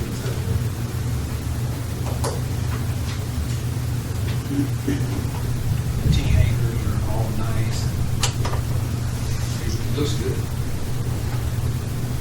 Anything else on the airport? Hey, the library, it's our facility, and I could be wrong, correct me. The facility belongs to us, but the staffing belongs to the county, is that correct? Correct. Okay. The staffing and then materials, so like the books, computers, any of that stuff is through the county. Right. I mean, because I looked at the budget and it was like that, and I said, well, that answers it. Okay, anything on the library department? No, moving on. Parks department, number 10.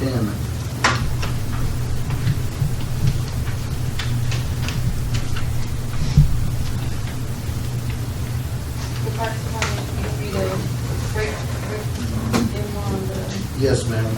Just because I'm looking at the 283-101 versus the 116, and I'm like, anyway, you'll explain that, I'm sure. Yes.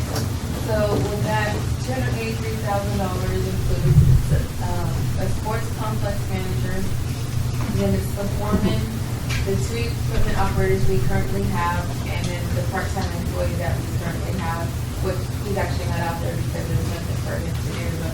And then we have 8 part-time positions, which 2 are for the cooks, 4 are concession workers, and 2 are gate workers. And they will be, once the sports complex opens, there will be part-time positions in there. In the complex. 3 cooks, 3 concession, 2 gate. I have 2 cooks, 4 concession, and 2 gate. We have a total of 8 part-time. Right. So how many? 3 cooks, 3 concession, 2 gate. So I'll just change that. Plus your director. I'll just change from concession worker to a cook. So to get to the 283,000, does it include the other guys that are currently working at the park? Yes. Yes. Okay. I just asked because I want to make sure the public understands that. Yes. That we're not just adding a $283,000 expenditure here. We're combining another department and it is increasing drastically, but there's a revenue side to it that nobody talks about. It's $360,000 in revenue that come out of this thing on the low and moderate side. So you're going to have a true Parks and Recs department in the city of Kenedy from now on, come January.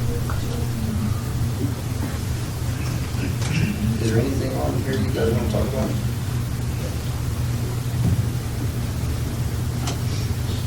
No? Item 530.09, food for volunteers. That's for whenever, if the inmates ever come out.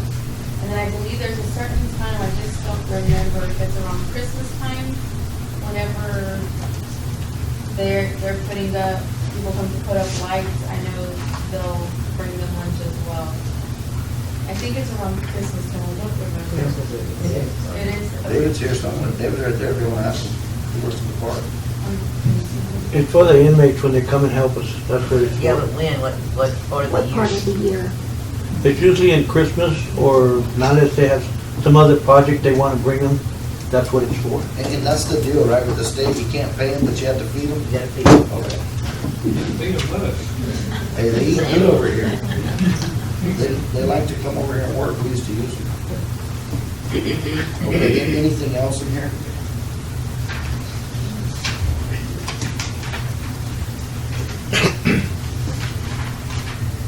Oh, this does not include revenues from basketball programs or soccer? Only baseball and softball? Okay. We don't have to have that number or even a projected number, right? Okay. Unless under, where we put sports complex, unless you wanna change it to parks and recreation. I don't, because I'm afraid what's gonna happen is it's gonna get misconstrued as, all the complex is supposed to do all of this, but it's not. The complex is gonna do what it does, the basketball is gonna do what it does, and the soccer is gonna do what it does, and we need to be able to distinguish. I just want to, when the money starts coming from those things, you'll just be able to add it, no harm, no foul. Okay. Anything else on parks? Okay, municipal court.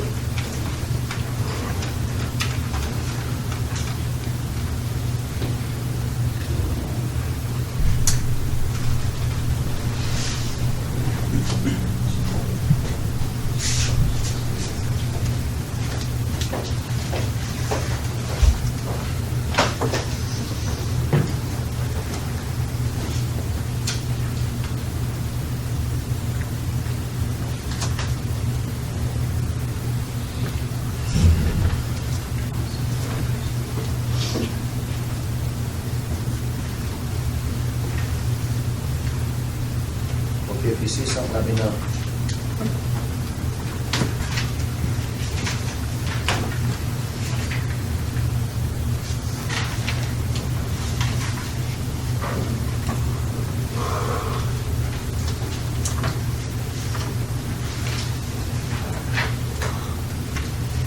Anything on 18? That number will change. And we're certain, right? I'm sorry? We're certain that the number's gonna change? Yes, because we added more stipulations. Okay.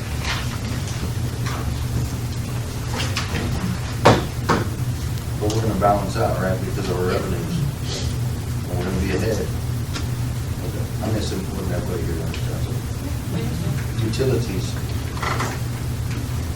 Questions there?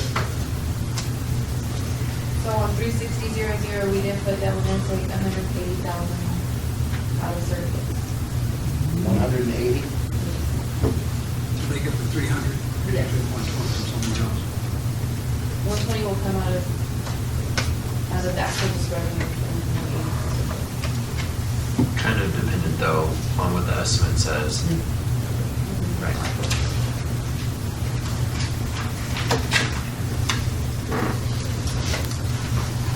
Water and sewer?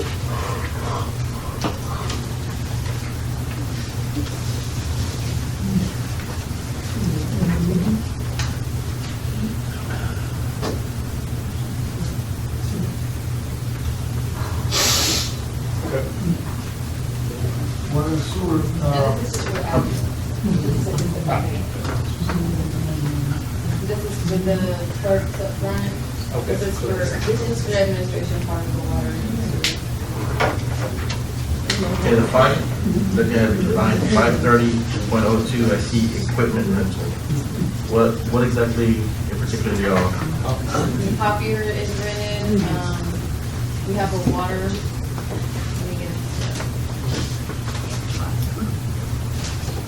How much are we paying? 530, and so we have a copier, scanner, ProStar services, and then we have Pit Depot, which is our postage. And that's 3,400. Yeah, so $2,400 is for our copier, $500 is for ProStar, which is the water machine and coffee machine, and then $500 is for our, just for using the rental of our postage machine. And that equals 3,400.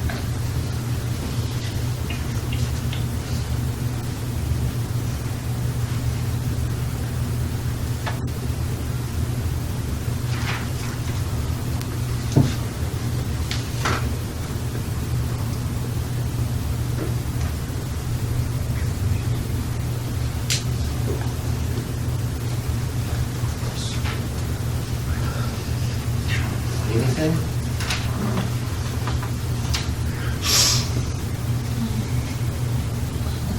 a big drop. Our 2.3 million is what we were at 2018-19, and we're only going to use 1.6 for.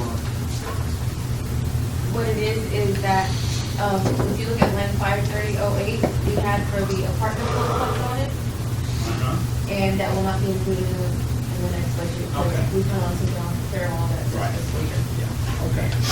Thank you very much. About 600,000. Wastewater treatment plant? Chris, does the budget fit your needs Yes, sir. completely?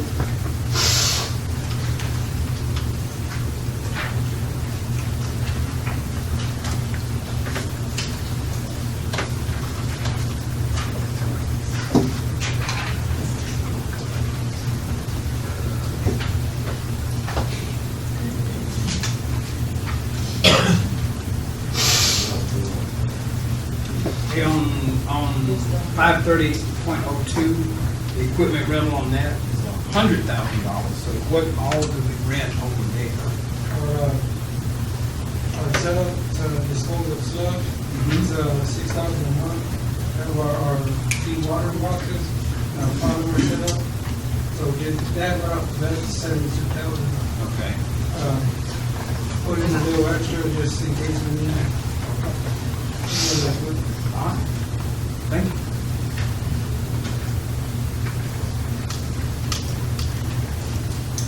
Any additional permits or fees that aren't in there that we can discuss? We've included the pricing, because his permit is actually up for renewal. We've included that pricing in here. You guys have anything else on wastewater treatment?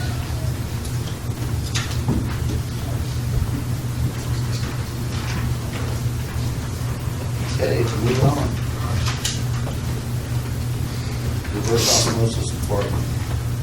Hector, does it fit you pretty good? Is there anything removed, anything that's not in here? Did we forget I'm something? gonna see that's gonna be a problem with 52009.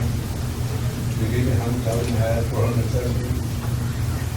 I know that when you look at the numbers, 100,000 will make it. Except we've been doing a study between the city, Hanson, and PCT. And we might be forced to add another particular chemical to make a pH adjustment because of the findings they found so far. And so we can bump it back up to 117,000. 117, 117. and that makes it happen. That makes it happen. Test like they're good results like any day now, right? Really no. Correct. Every quarter they actually collect what we call water quality further. And we've been showing slightly corrected. What we discussed. And we're gonna have to do something. And we don't know what yet, whether it be something like outside or a phosphate or something to that effect. And then they're gonna get added cost. Okay. Add 117, please. Plus 17. You got it.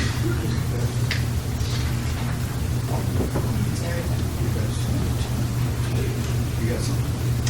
Anything else on that? Yes, 5101 salaries. I saw the actual is 184,650 and proposed is 154,521. Last year's included Gary's salary. When he retired. And I also believe that included an extra person, and we took out that extra person because Hector stated he does not need an extra person. Yeah, we actually had, we were doing 3 operators, and of course, I didn't prepare the budget last year, but that's what we were told. Where that extra operator came from, I was never told that. We're gonna have 3. That's what happened that day. Any other areas of concern? Just a question, the violation on the C license or the double C, whose department was that in? That's me. Are we working on that one? Yes, ma'am. Okay. Actually, one of the operators, he's taking a course online. They say it's pretty expensive, it's probably gonna take possibly 10, 14 days once he gets started. We're gonna have to do it in Alon's office, because up in Cottonwood, where the water plant is at, the internet service is not that good, it's real slow, and he gets getting kicked out. So it's probably gonna be doing it in a long. Okay, that's fine. We're working on it. And again, after in October, November, he'll be to you, where he can take the test. For the city. He already has the deed. Right. Yes, in October, he'll be there. Time for. Yes, we had the water plant working for his thing. Actually, it's two. He's gonna use some of the college hours to substitute one of the. Alon, how often do you hear, I'm just looking at your 56010 on page 25 for training. I see we've added them 3,000. How many people go to training and how often do they go to training every year? Well, you get the license, you get it renewed every 3 years. You need 30 hours to renew again when it's due. Or you gotta take a background check whenever you're gonna go renew, and that's $111 per replace. So that's where it's all. Everywhere. Everybody with a license. So 3,000 will cover.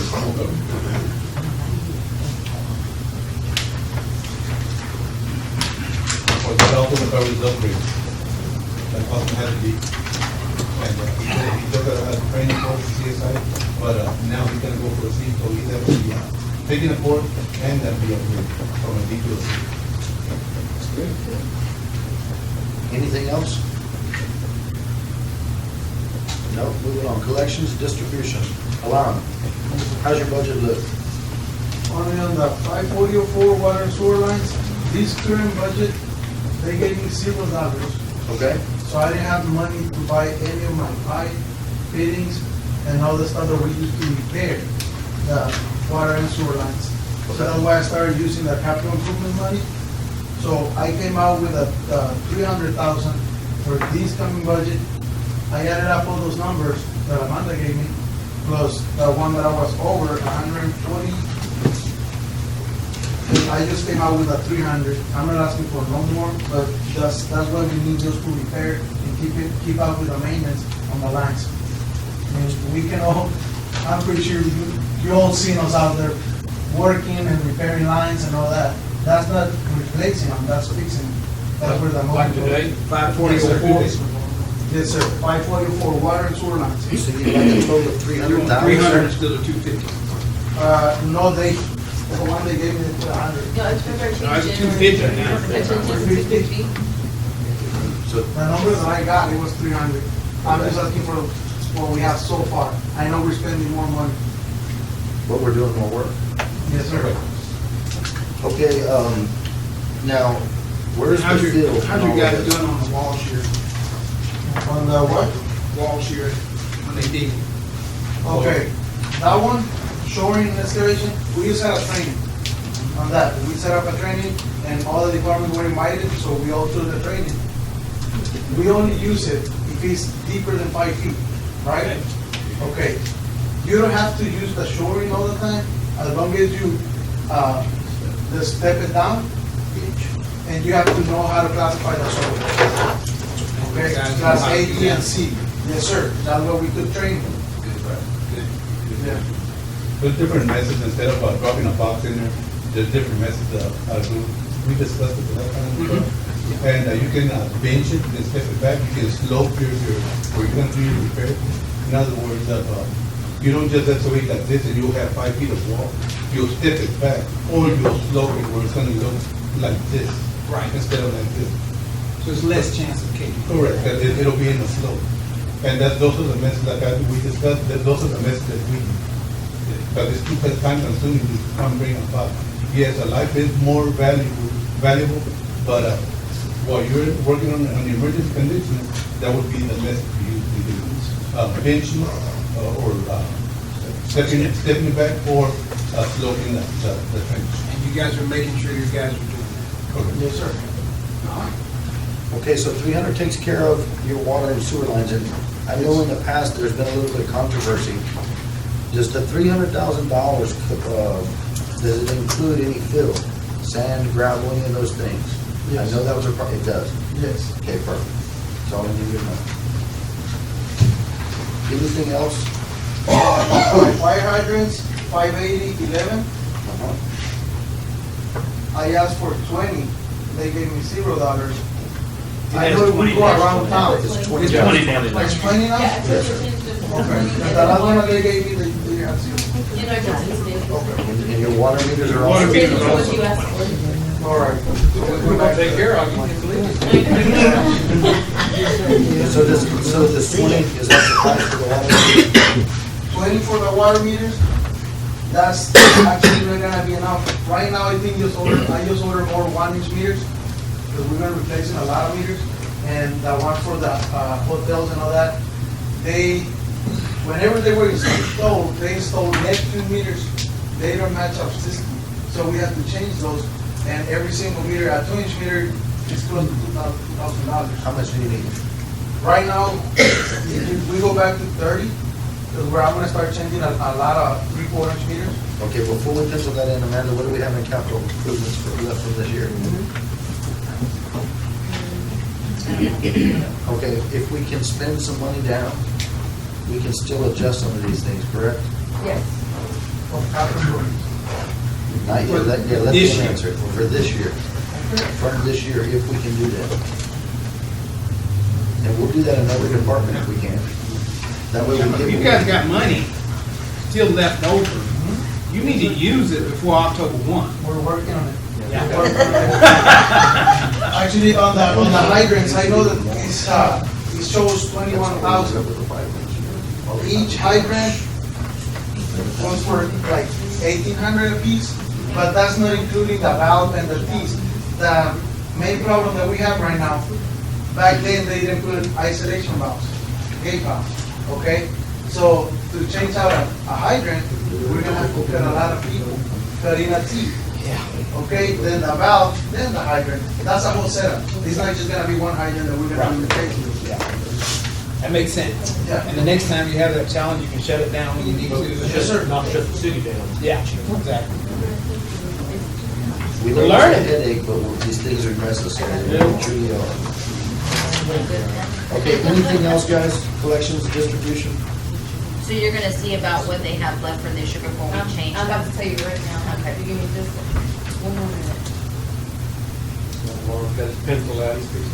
And there may be some money in there also for that pavement. Paving, Is there any money, you tell us how much is in in there paving, we still have, for this year? yes, we haven't used any of it. So I need to get the bids for these guys quick. Yes. Hang it, man, I gotta work. What does that say? 17 cents an hour. Yes. So for water and sewer line upgrades, we have $312,000. We can get some meters with that. They're ordered. We can get some valves. We can get some fire hydrants. So we won't have to increase. So you don't have to increase next year, but because you already got your equipment here on money that you already had ready to spend. So we'll be able to reduce our budget again, slightly. We take some of this out of operating. Awesome. Are you looking at paving now? Cross those fingers, guys. There's gonna be money in there because we haven't done any paving. We've done very little. I know we've done some, but it hasn't been, Hadn't been a whole lot. yeah. So they have to get that bid for that street we passed there. One of the parts. We have bids for the other two, for Third and Lavaca Street. Someone. I don't have them. Somebody else.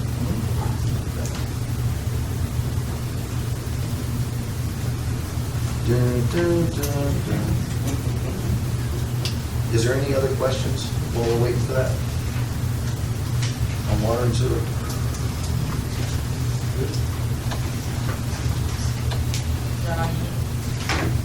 I'm not that familiar with TERS. I'm just kind of skipping around following her to. TERS is just we're basically just, the keeper of the funds, once we get them from the county for the Escondido, from the county from Sarah or Kaiser City of Kenedy, then it gets dispersed to Silverback Homes. Silverback Homes. That's development. Then it's development. Behind Walmart that we when that development was set up, they paid for the infrastructure. The agreement with the city was that we would pay them back as they built houses and drew money from it. We got tax money from it. We would pay them back for that infrastructure. Okay. And so,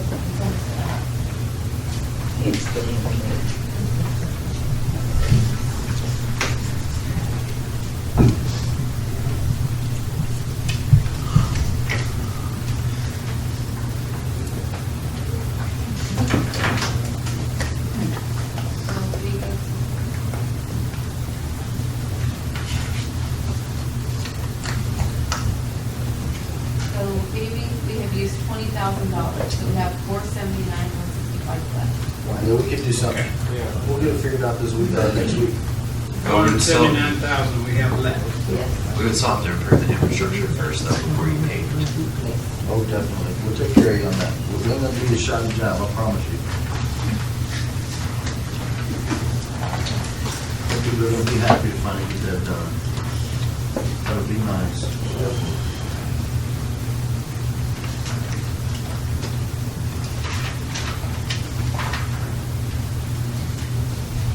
Everybody's going through debt services, I'm sure. Hotel, motel, tax fund.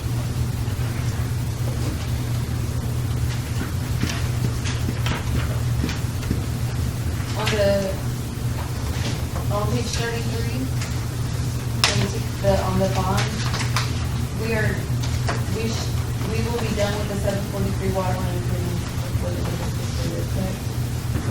The 743 water line, it should be done before the. Like another, if I had to guess, like 3 years. Okay. No. And then the East Main drainage, that should be to complete the project.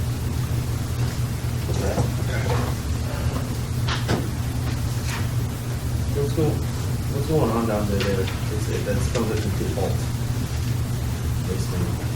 I didn't think it was at fault. It is, this is, not at our end.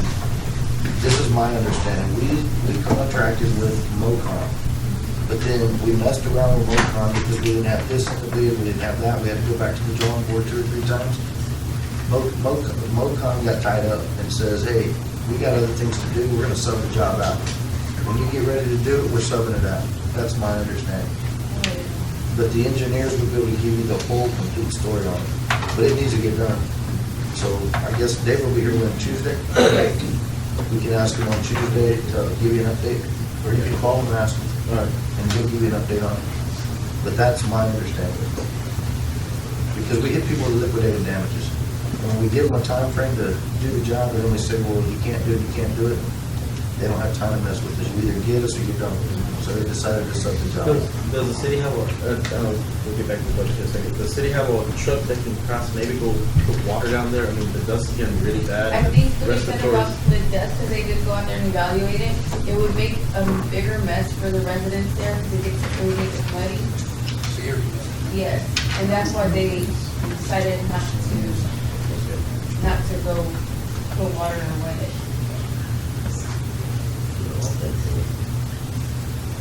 That's so hot, it would be that great, quick, just to hold the dust down a little bit, but nope, it's residents tremendous.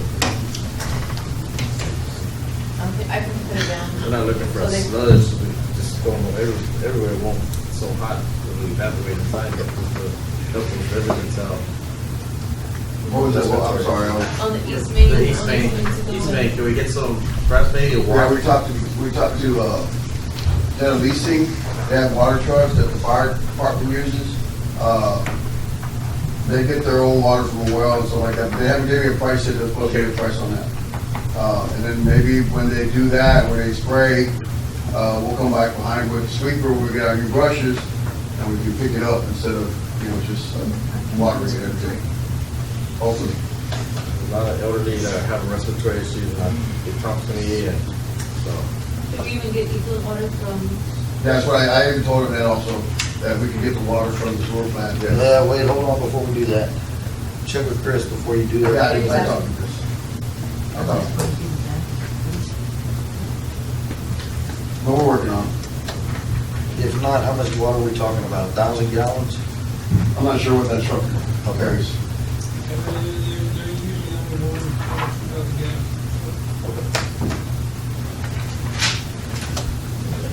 Amanda, quick question, back to the Vail Fest. You did give me that report. Was all of that paid for by hot funds? Yes. Everything on it?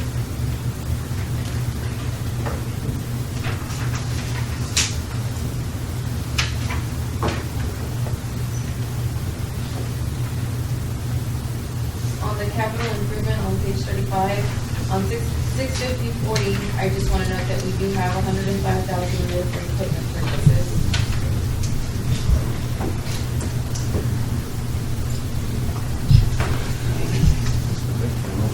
Okay.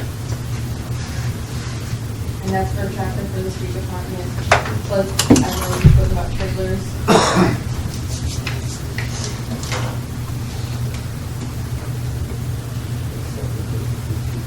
I did put a little bit of attention there because sometimes things do come up, for like when we need a camera.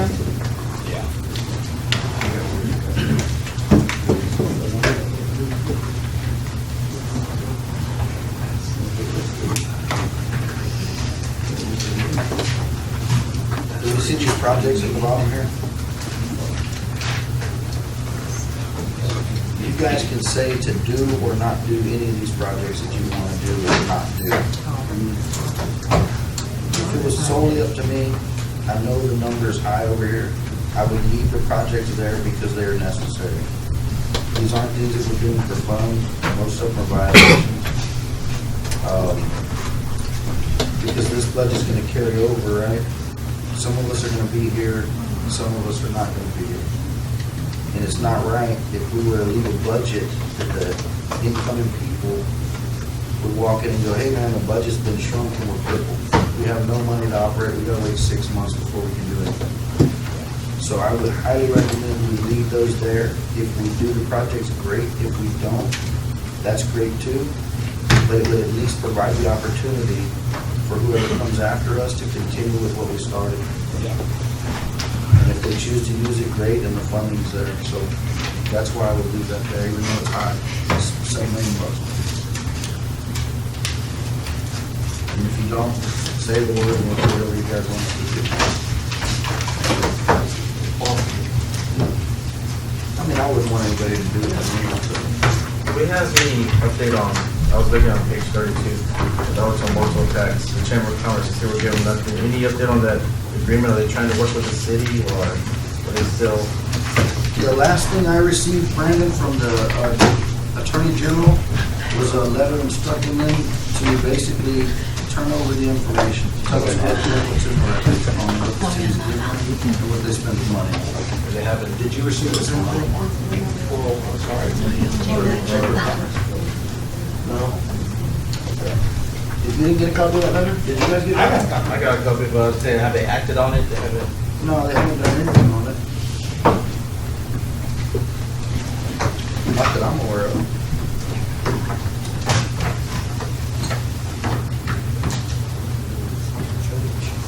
Does anybody have anything else?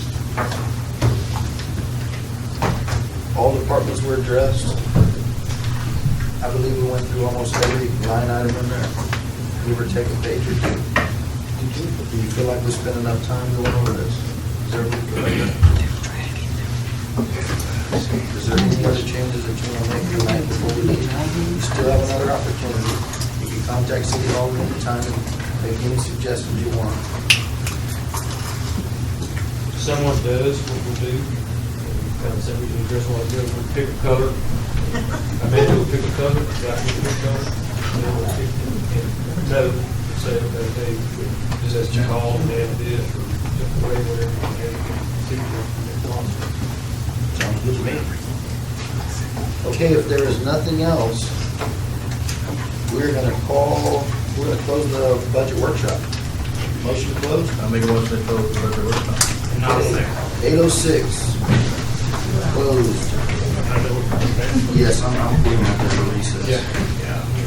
8:06.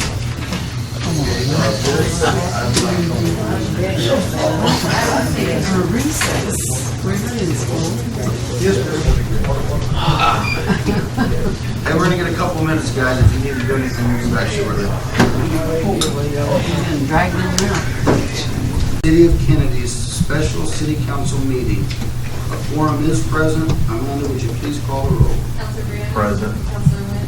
Here. Counselor Sines? Here. Counselor Thomas? Here. Counselor Meyer? Here. All are present. Thank you. Councilor Lynn, would you say the prayer, please? Well, Heavenly Father, we thank you for giving us the opportunity to gather together as citizens and look at your community and work toward making it better. We ask that you would give us all wisdom, understanding, and knowledge to do the right thing. In your Son's name we pray. I pledge allegiance to the flag of the United States of America and to the republic for which it stands, one nation, under God, indivisible, with liberty and justice for all.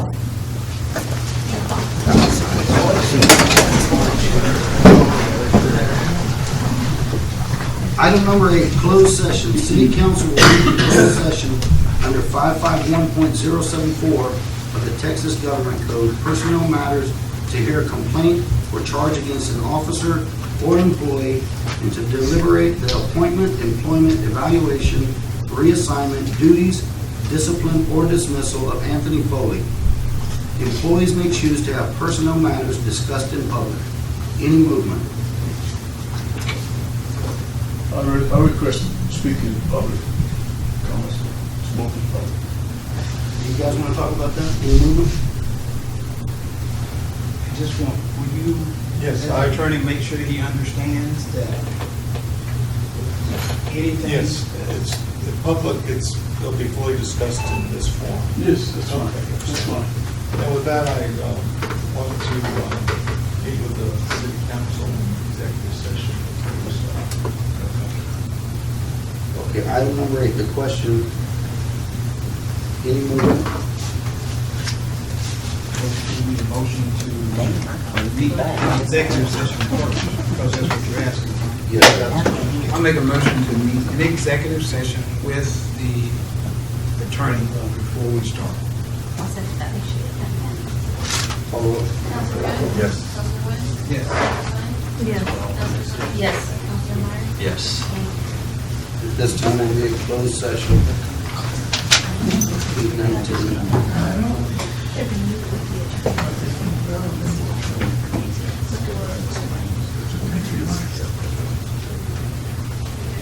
We're meeting in executive session to meet with the attorney. We're gonna come back in and have, Tony will have his say.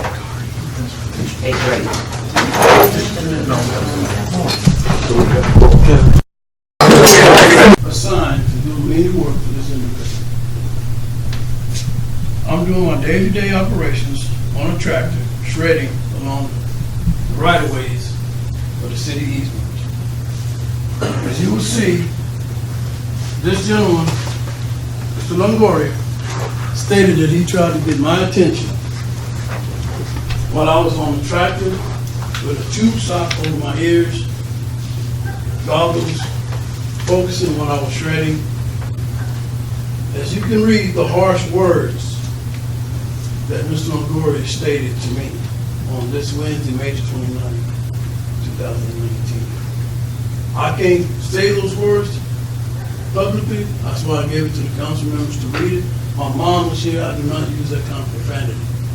Right then and there, Mr. Longoria attacked me personally. Even if Mr. Longoria had gotten my attention, the mayor had put a request that we are to do no more favors for anyone.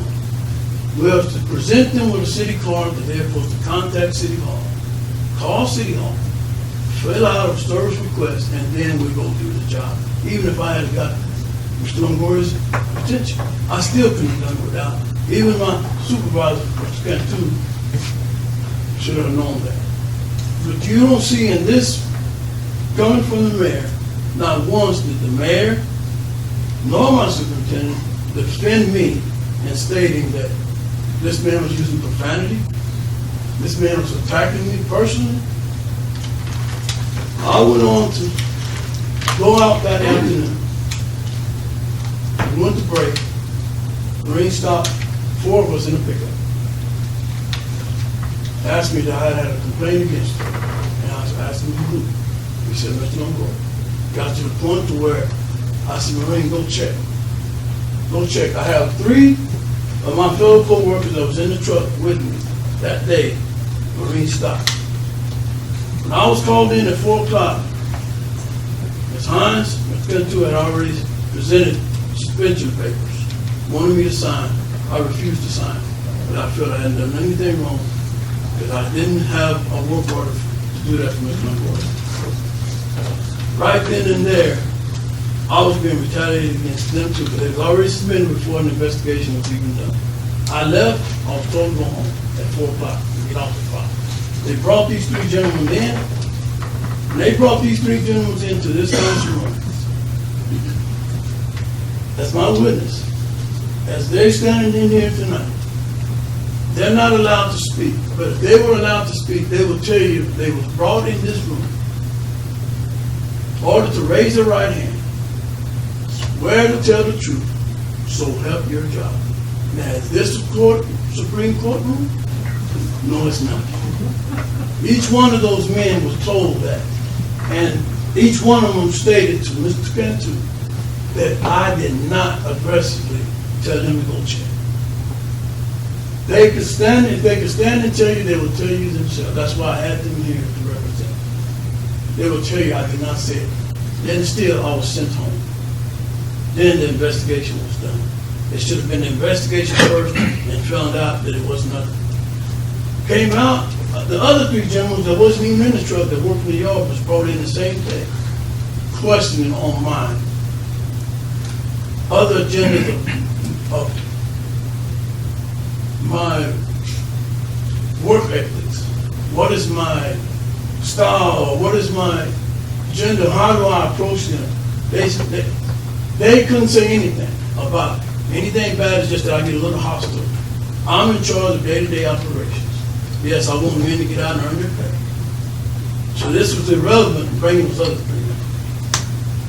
Right then and there, when Marine and Hines asked those men under oath to speak out, being intimidated, the Marines stand up, making gestures that they got to speak truth. Neither one of them stated I stated it in that fashion. I had a meeting with Ms. Shaw the following Tuesday in this office again. They got exonerated because there was no claims to stand on about Mr. Longoria filing a complaint against me. Couldn't stick to it because the 3 gentlemen, I did not say it aggressively. Only thing she said, just calm down and don't be too aggressive with it. It's not. If I'm being too hard and stern, I understand. This is where it gets a little bit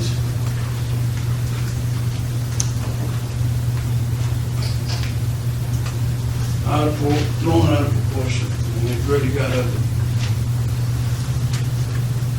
It has a councilman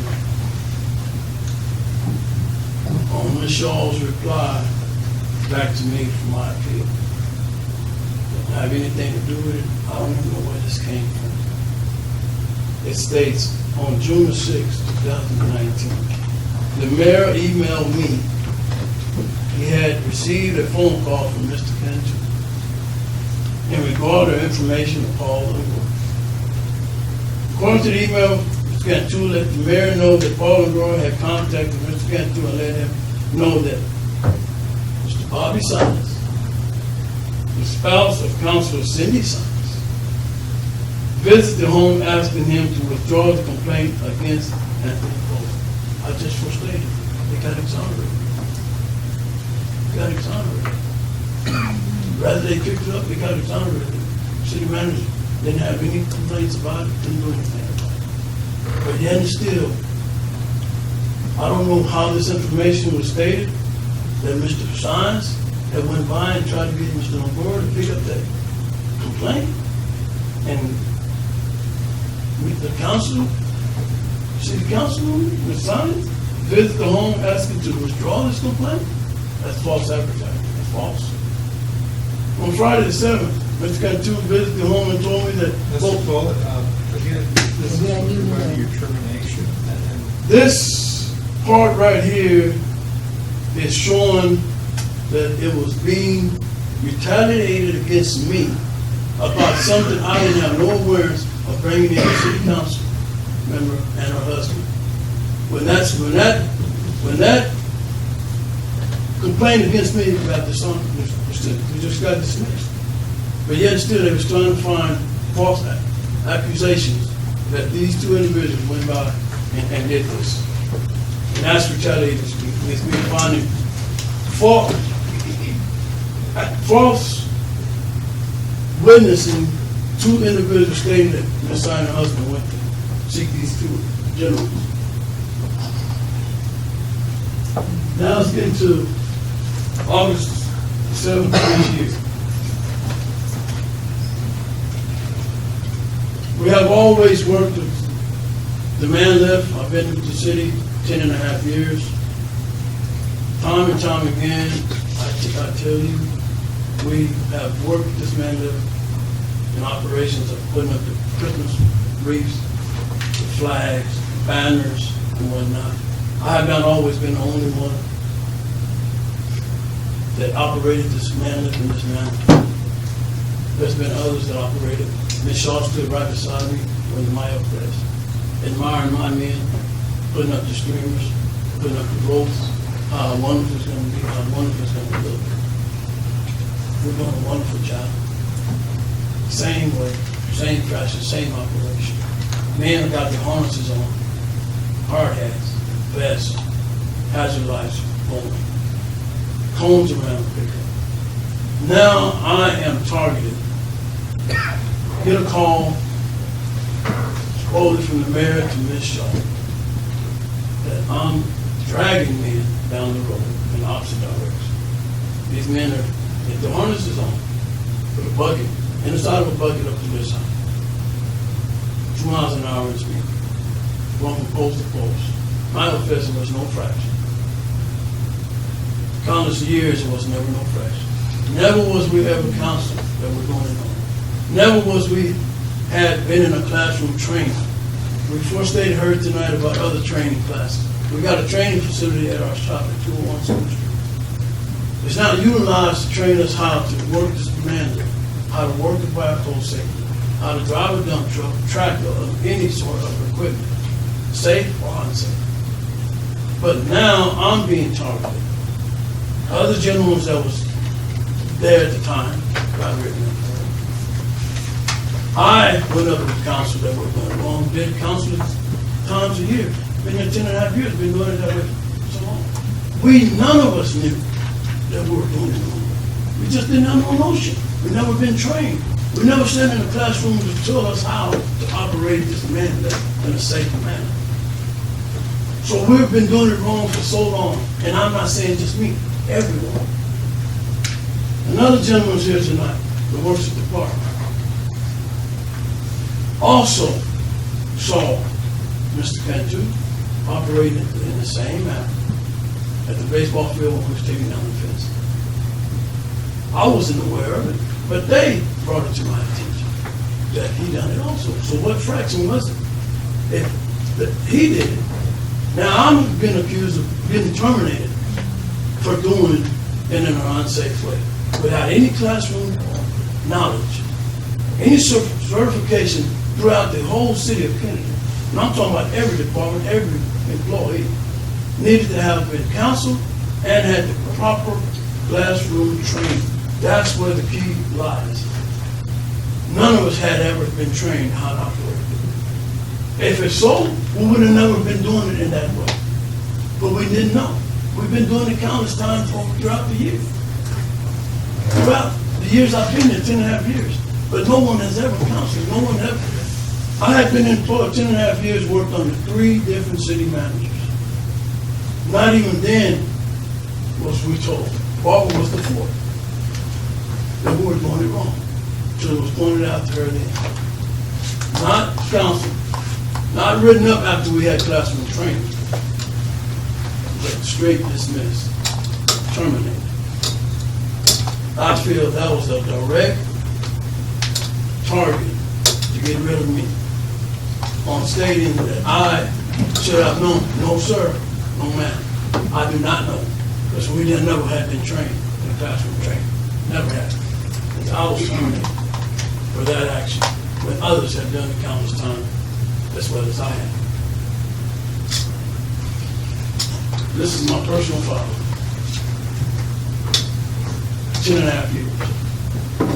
I had never, ever been written up or suspended, less known terminated, until up until now. For that one fraction that was pointed out that I was doing something unsafe without even knowing. I was. But if others have done it, never was seen it. Didn't see it. But now I'm the one that's seen it, doing it in an unsafe way, without any classroom training, and was terminated. Not written up, wasn't counseled, not even suspended, but terminated. That was a little too harsh. If I had have known over the countless years that I've been here, 10.5 years, there's no way I would put my men, even doing it those many years, have ever got hurt, ever been injured, or ever known that we're doing it wrong, and still, to this day, we still haven't got no counseling. We still haven't been sent to proper classroom training to prove that we're doing it wrong. There's no film telling us how to operate this manner. But I got targeted and got terminated for something we wasn't aware of. And that's why we're here tonight, to voice my opinion that it was a little too harsh to terminate me on something about actions that I felt that was too harsh, and not knowing that we were all doing it wrong for so long. We all was doing it wrong for so long, because none of us knew. Not even Mr. Kenedy knew. He didn't know. So you can't hold anyone accountable because none of us had the proper training. But yet and still, I was singled out alone to get terminated on account of a year ago, Ms. Shaw stated she wanted me and Jaime terminated. For whatever reason, it was personal all along down through the line. We made it personal. Then I'm working in the hospital department. I'm being retaliated from day in and day out. Can't do nothing right. Being harassed by Mr. Lori, verbal abused by Mr. Lori. Before I was terminated, the gentleman was in the class that worked 3 weeks with us. He came to Ms. Hines, he came to the mayor, complaining about the workplace. Nothing was ever done. Nothing was ever done. But yet and still, I get singled out on something that they feel that I put my man in danger. And it's been out countless times. That was just too harsh.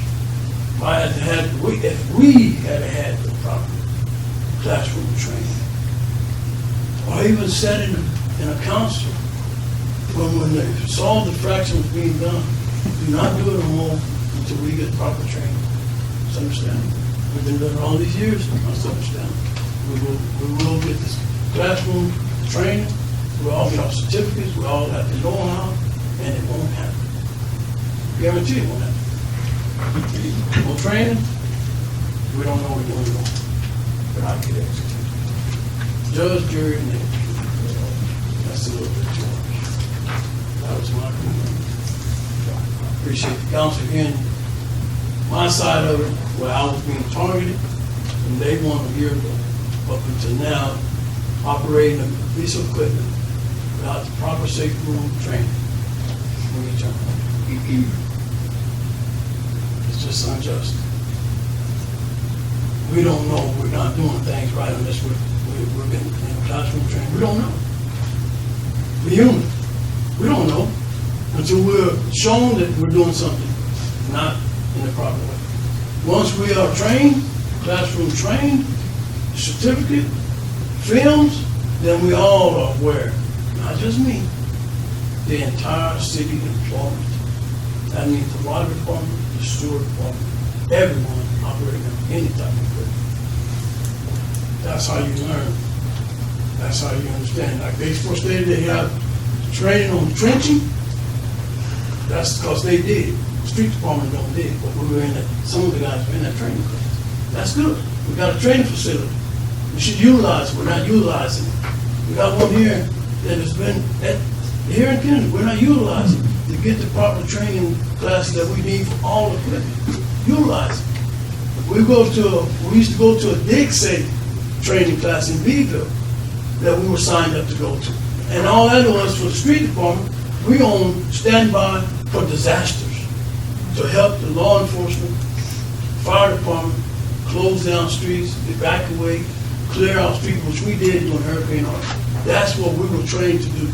We did it diligently. We worked 27 hours straight because we were trained in a classroom how to handle a disaster.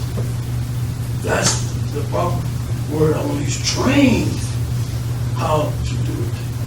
And that's why we did it diligent and professional throughout the whole 27 hours we worked straight. Clearing out brush, debris, to keep roads open for emergency purposes. But we never had been trained on this matter. Now, Mr. Foley, what do you want from the council today? Mr. Sutton, what I want from the council today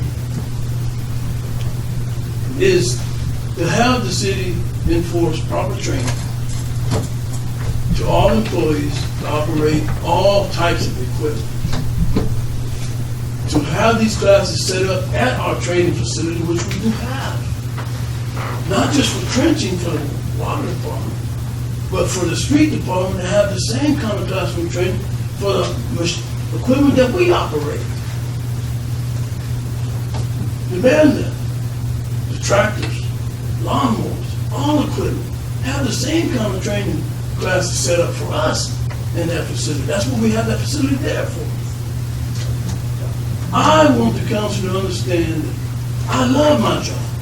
I dedicated all my life to the city of Kenedy and to this county, period.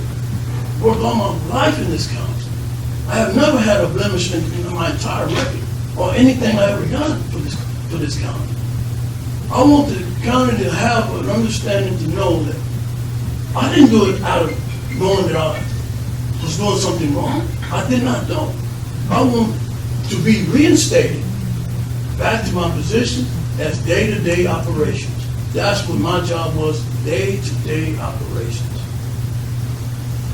Knowing that if we get the proper classroom training on how to work any of the equipment that we operate in the street department, even including the whole entire employment of the city of Kenedy, then we're all on the same level.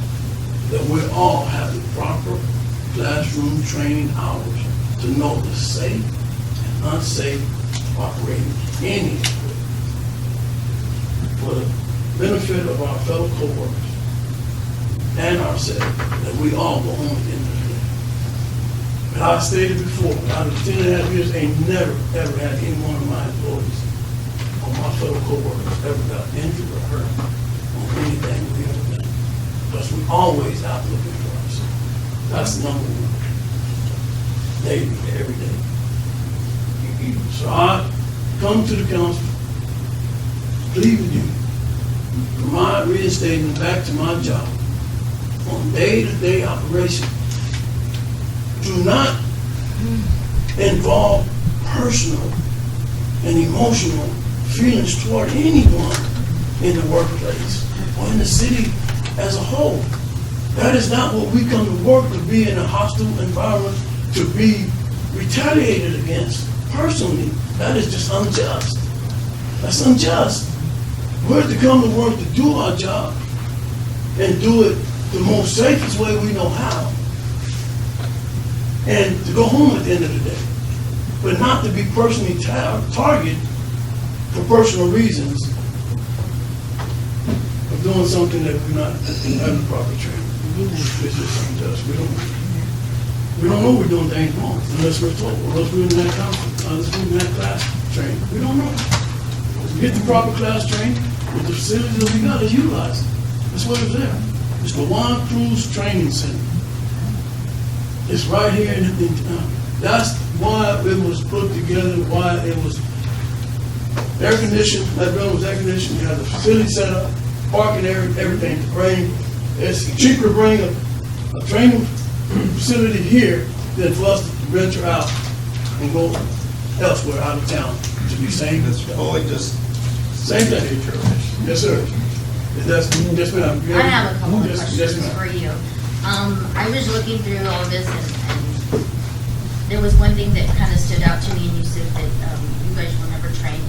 On the equipment, there's a sticker and there's some things, it says caution and it's in yellow, and there's some things on here that caution you on how to use the equipment. Is that correct that that's on there? Yes, ma'am, they have it on there, yes, ma'am. Okay, and one of the things that's stated on here is to never carry riders when it's in, it says when you're in the, when you remove the levers and you're in the seat, never to carry riders in it. It says, I'm just asking a question. No, ma'am. So it just says that there. So do you remember seeing that on the No, equipment? ma'am, none of the guys ever read the machine around it, none of us. None of us ever even read the manual.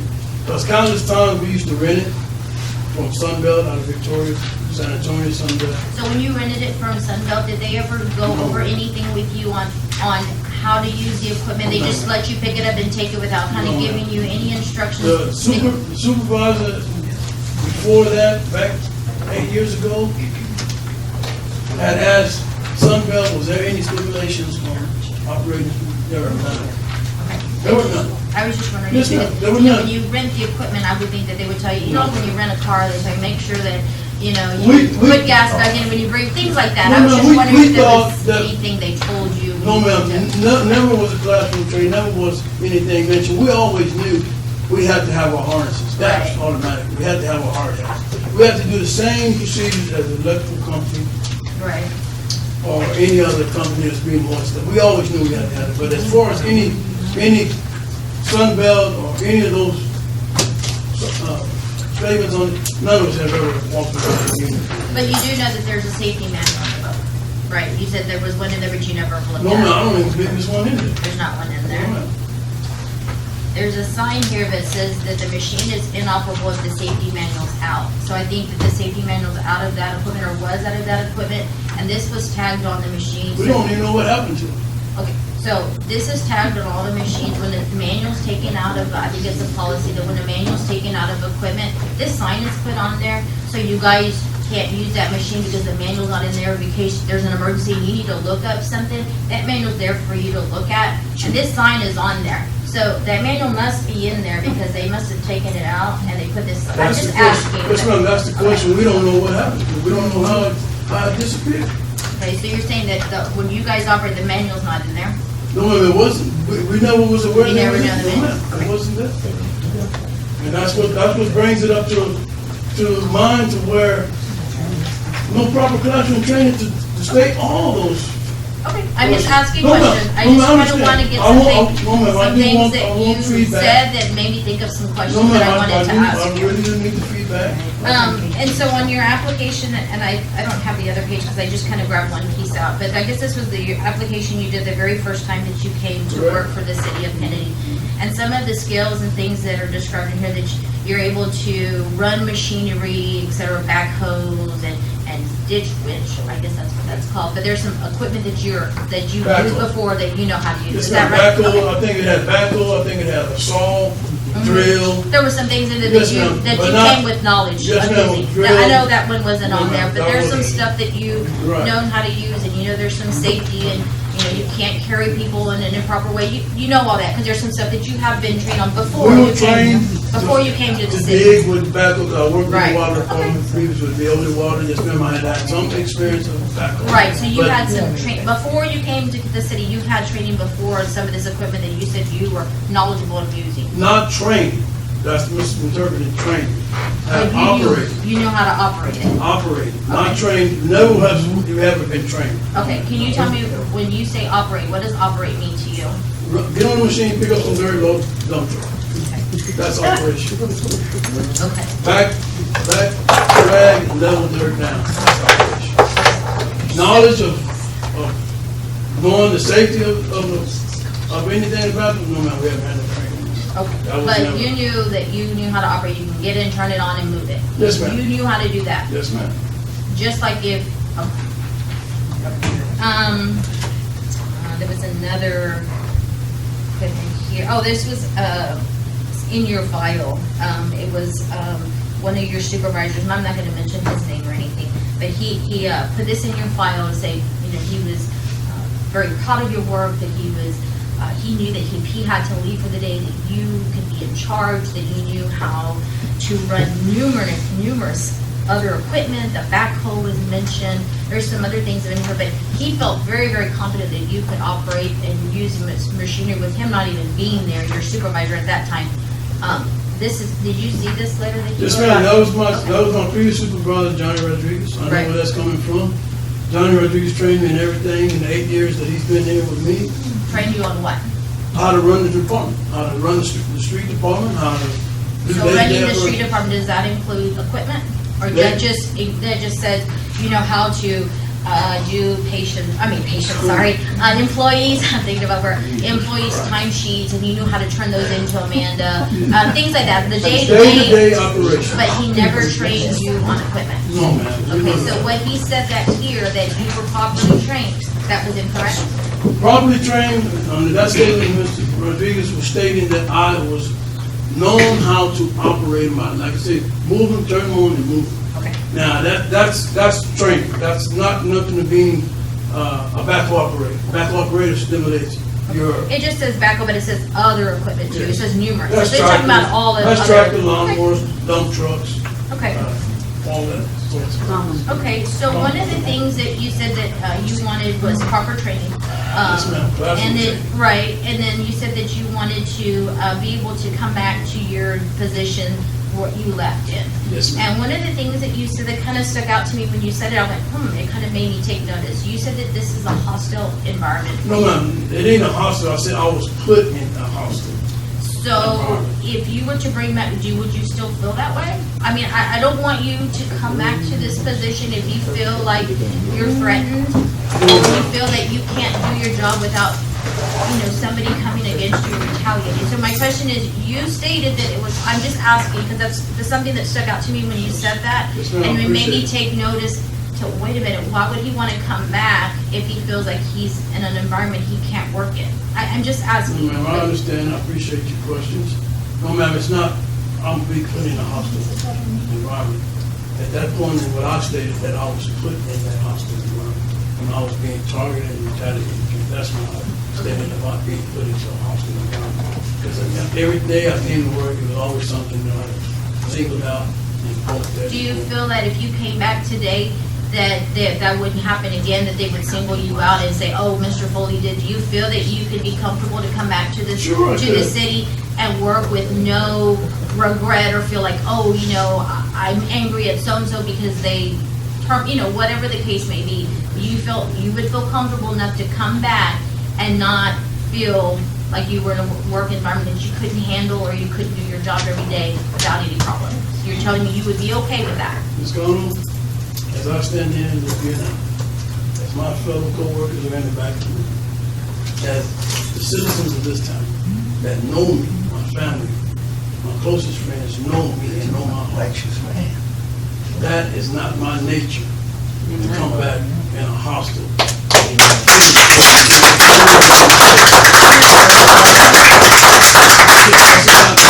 Mr. Foley, how long have I known you?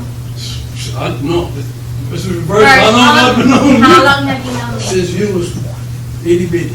That's right. Why do you know me for so long? You were next door neighbors to my parents. That's right. And every time I see you, what do I tell you? You have a lot of respect for me and my family. That's right. What do I ask? I ask you, how's your mom and your dad? I don't know. And you ask me the same thing. Lot So of so just so you understand, and everybody else out understands out here, I'm not telling you these things or doing things No, ma'am. because I have anything against you, because I've known you for years. Yes, ma'am. And I've known your family for years. Yes, ma'am. And I have a lot of respect for you and your family. Okay, so I'm only asking the questions because what's presented in front of me and the things that you said that I have to point out and make sure that I understand what you're telling me and what I'm reading, okay? I just want to make sure that we're clear on it. Okay, perfect. Then you said that you were never written up for anything. No, ma'am. There was a couple of things that I saw you said you were demoted, so that was a write-up, you were demoted, so that happened, right? There was a write-up because you were demoted.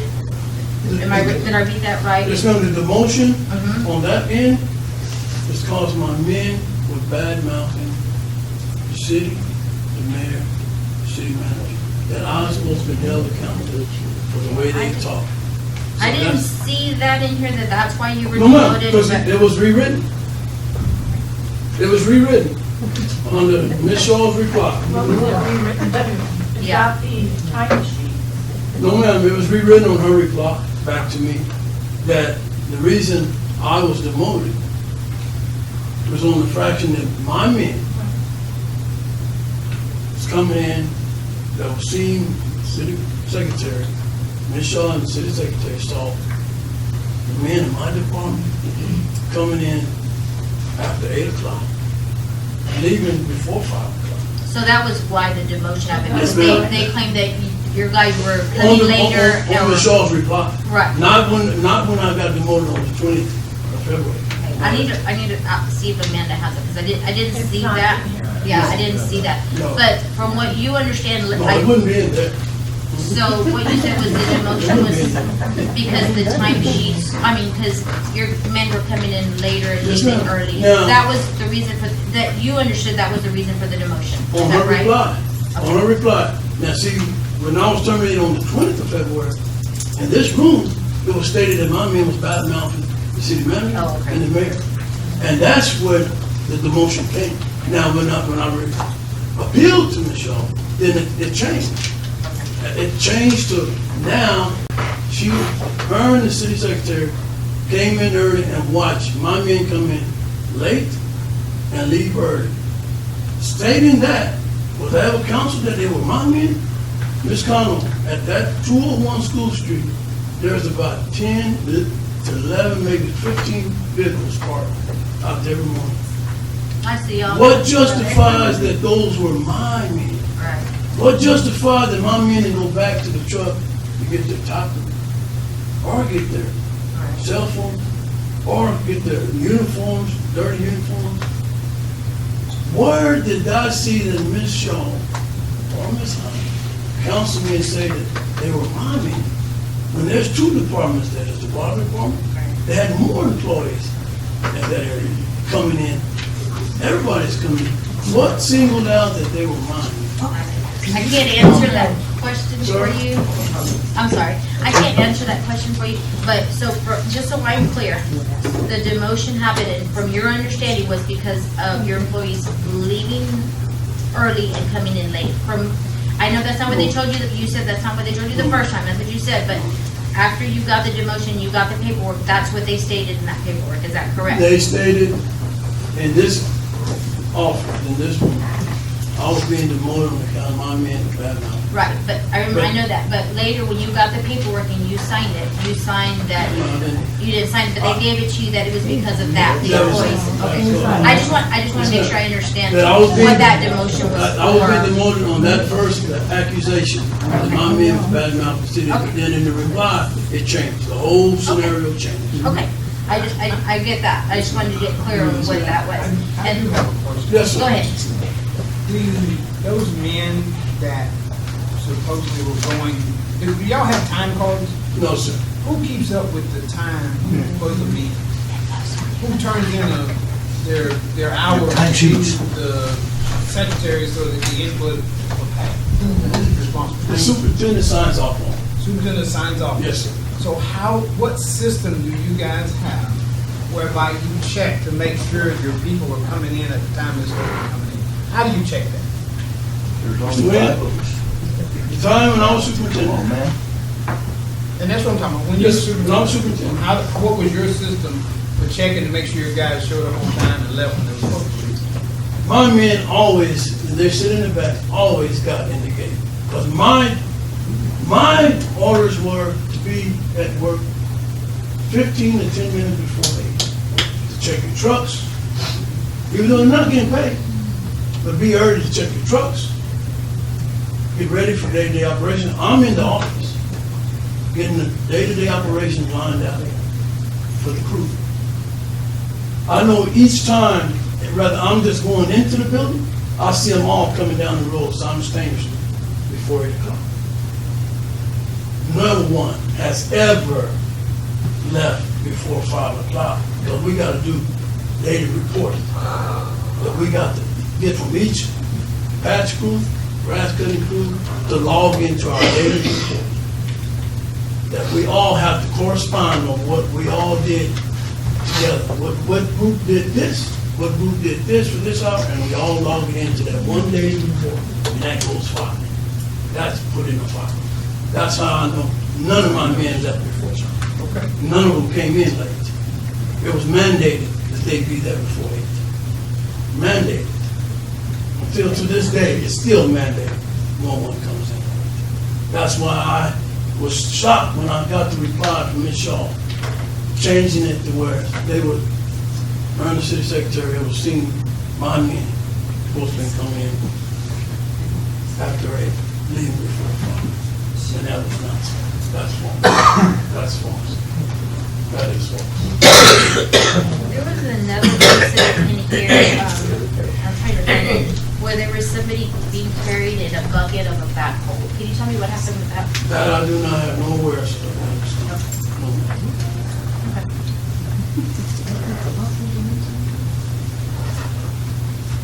before we got the man lift, things were done in that fashion. We was always told OSHA to get on us about it. So we never did that. Never did that. Okay. Yes, sir. The man lift that we have now, Yes, sir. the city owns that? Yes, sir. It was purchased in 2017. Okay. The city manager, and it's part owned by the city and the Parks Board. And our superintendent, that was the first thing when Ms. Shaw became the city manager. We needed one in-house, changing the light bulbs downtown. Needed at the park, the guys putting up the fencing, the netting. So Ms. Shaw told me as superintendent, she said, Anthony, we'll find you a toy. We'll find you one. I called Sunbelt, had one order. Okay. They paid $11,500, we paid $11,500, $23,000. So when it was delivered, when we got the new one, Yes, sir. who Sunbelt brought it out to us? No, sir. We went to pick it up. Yes, I went to pick it up. So when we picked it up, Sunbelt didn't give us a manual or? It was not my awareness that it was even in there. That is the honest truth. Not knowing that it, because it was manufactured. It's the manufacturer, they don't just get you one off the floor. No, so that when you order it, it goes straight from the manufacturer and they build it. Right. They built it. Now, it could have been never put in there, don't know. It just never was. So nobody ever looked as far as At one you time know? when we had some malfunction with one of the hydraulics, when it was not letting down one of the outriggers or picking up one of the outriggers, and Big Joel had to do some mechanical work on it, trying to find what to look for. I could never find it, it wasn't in there, so I had to call Sunbelt and get information from them to know what to target, what to look for, and that's how. We never thought to ask the city manager or let Amanda know, say, hey, you know what, there's not a manual in this book, we really need to have one. No, it They never thought- crossed crossed your mind. our mind on that, because we never operated with the man, it never crossed my mind. Okay. And one other question, when you said that y'all always do it that way, so y'all always carry your men in the bucket of the lift while y'all drive? Let's clarify that. Yeah. Always. Yeah. Mr. Wayne, that always is harsh. The statement that I made, we have always operated in that fashion. Which, Not, I understand. not carrying. Carrying just means it's going from town back to the shop. No, I'm talking about you moving it from point A to point B, and your men are still in the bucket. That's the situation that was brought on your termination. Yes, sir. Yes, sir. So my question, when you say we always do it that way, did y'all normally carry men in the bucket when it was being pulled? Not at all times. But you had a situation where that happened? Yes, it occasionally, but not all times. It's just that it was done that way numerous times with other people operating, because none of us had the proper training of knowing that it was unsafe. None of us. So why would they get out sometime and not get out other times? When they got out sometimes, it's because we're finna go from one end of town to the other end of town. But in moving from light post to light post, So you're not driving down No, man. Escondido with no, man, we're not driving employees that. at 50 miles an hour? That's not, we can't do that. Was the street, blocked off in that area where y'all were working? No, man, we couldn't block it off, because on that day, on the Mile Fest, when we was swinging the streamers, it was election. We told them we couldn't block the street off. We were blocking the poles. No, I'm talking about this last incident where you were changing the flags. Was the street No, ma'am. coned off? You said something No, man, was. the cones was around the truck and Oh, around the truck. and the man. Oh, That's creating a barrier. Oh, okay. For oncoming You said something about traffic. cones and I was. Yes, ma'am, for oncoming traffic, hazard lights have to be blinking. To let anyone, just like TxDOT, anyone, or anyone doing a road repair, you're gonna see hazard lights blinking. To know that there's something down the way. The cones is to protect anyone from driving close to the, it's gonna be beyond the outriggers, the way you want. If you hit the cone, you hit the cones. And when you were doing the mile fest, you said y'all were putting the flags up and the ropes or something, and the Ropes. street wasn't closed off that time? No, too? ma'am, we couldn't. We couldn't, because we were doing that. Were you on the man lift on that day during the mail fest? No, Were ma'am. you operating? No, ma'am. Like I said, it's been others that, no, ma'am, I was not running. I'm standing on the ground.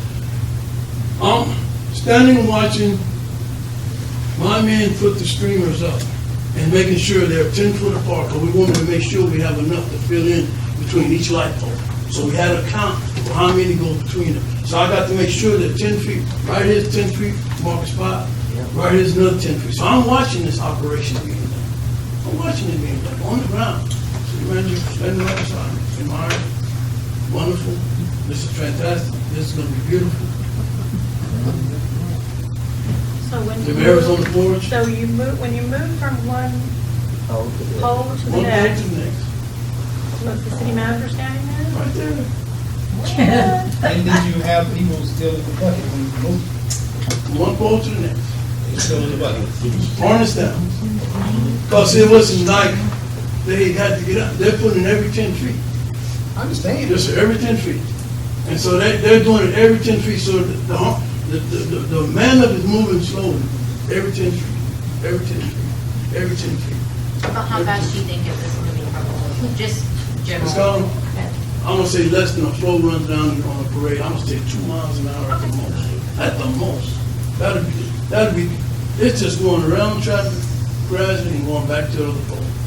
I'm going right down the road, putting the street, right down, just keep on, keep on, keep on. At that time, it was such a, I was trying to get this done for the Mile Fest, and there was a lot of work. Sadly to say, 2 days and not a day before the main event, the weather blew in and 18 wheelers shattered them all. We could have fell back. I saw that, because when you guys were putting them up, I tried to go down that block, but it was blocked off, and I saw you guys out there putting them up, so it looks great. I took pictures of it. All that hard work, God just not, nature just took its course. And I put pressure on to get it back as quick as we can. Yes, sir. I have a question. Yes. So with the man lift, is it trailer pulled? Yes, it's, they call it a pull down. Okay. So can you explain to us how the braking releases work on that device? It has a device safety chain that goes to the bumper where the cross chains hang. This safety chain, if it was to come apart from the hitch, it's gonna automatically stop that mandate. That's mandate on all moving devices of that safety, like our tack machine, all those have that. That's a safety release the brakes. So it can move when the bucket's up. Okay, well, not, the bucket, you cannot move. That was my question. If the bucket is up in the air, will the trailer move? You're gonna get a beacon, beep, beep, beep, it's out of level. It will not be able to transport, because it's telling you right then and there, you're out of level. Outrigger's gotta be up, and I'm not talking, it's gotta be all the way to locking position. Trailer can't get in the back, it's gotta go all the way back around to position, it's transport, it goes back down flat, and the trailer gets up, then you transport. The bucket is behind the back end of the truck. The bucket is this high, chest high to the men are in the bucket. The harness is strapped below the bucket, down underneath. You can try to leap over the bucket, and you won't make it, but the harness ain't gonna allow you to go over. It's not gonna allow you to go over. Let me make sure I get this correct.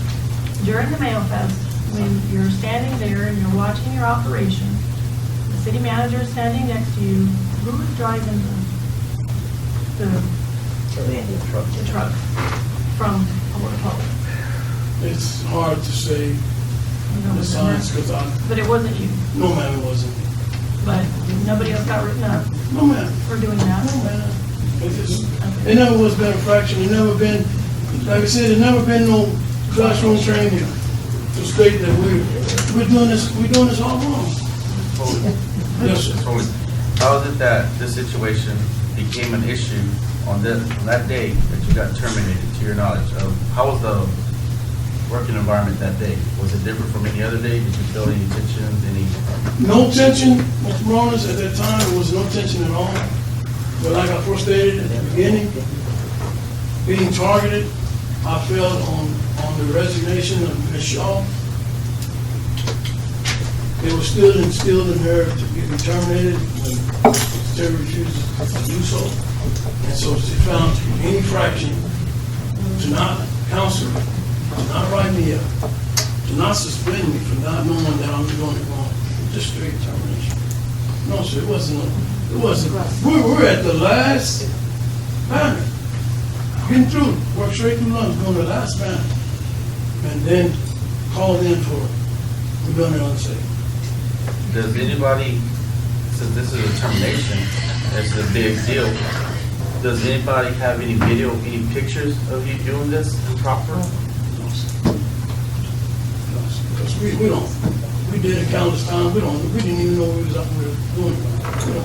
We don't have anybody shooting pictures of saying this is unsafe. We ain't had no classroom training, we haven't had no one sit down and tell us that the outrigger's got to be a certain way. We just know for a fact the outrigger's got to be up, or you're going to have a beacon sign. The bucket's got to be lowered, or you're going to have a beacon sign. That's the only operation we know that's going to send off a signal that something is not level. Or if it's unlevel with one outrigger's touching the curb and the other three is on the pavement, you're unbalanced. So it's going to tweak you. If you don't hear 3 tweaks in a row, it's unlevel. So you got to bring it up and reset.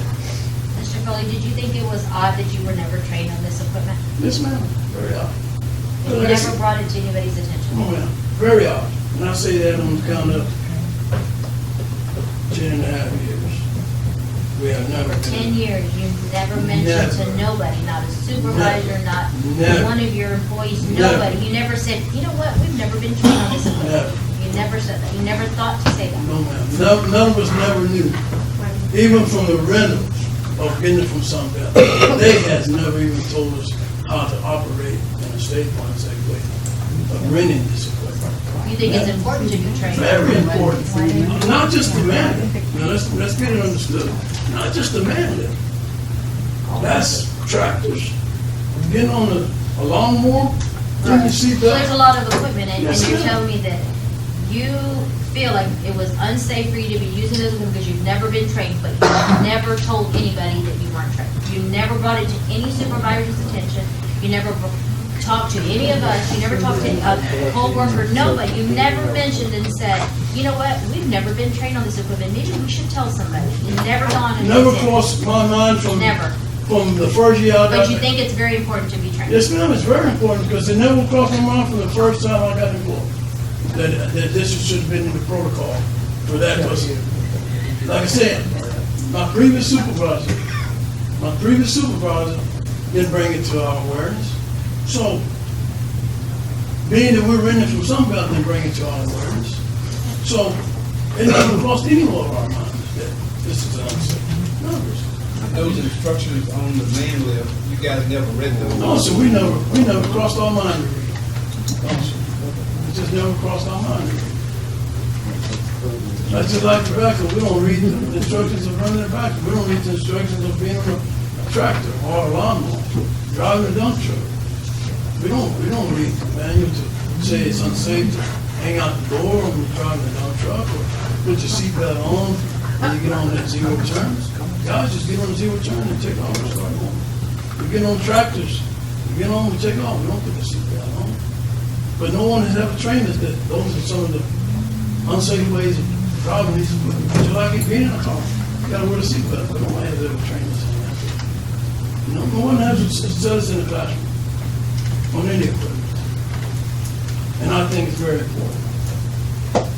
For the city. I think it is very important. Very important. I would think you as a supervisor would still, if you feel that way now, I would have felt, you would have felt that way sometime in those 10 years, and you would have said, hey, we need to do some training because it's important for these guys to know how to do this stuff right.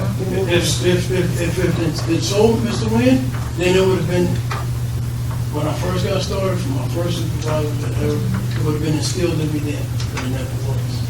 Never was. Never was. So And even, excuse me, where is your supervisor in all of this? during the time, When you're doing these day-to-day operations such as the man lift? it all depends on what day it was. Certain days, during the Mile Fest, superintendent was there, observing it, the operations, because he knew. City manager, your supervisor, He pulled up right there by that old Gulf station, right there on Southern Street. and nobody said a word. Nothing about that, it's wrong what you're doing, nothing No, like sir. that. No, because the whole idea was that event, get the screamers up from my office. They wanted to tell them, we're enjoying the house. It looked like the market square. How many times have you been there before, I don't know, your 10 years? None in the past 9 years. None.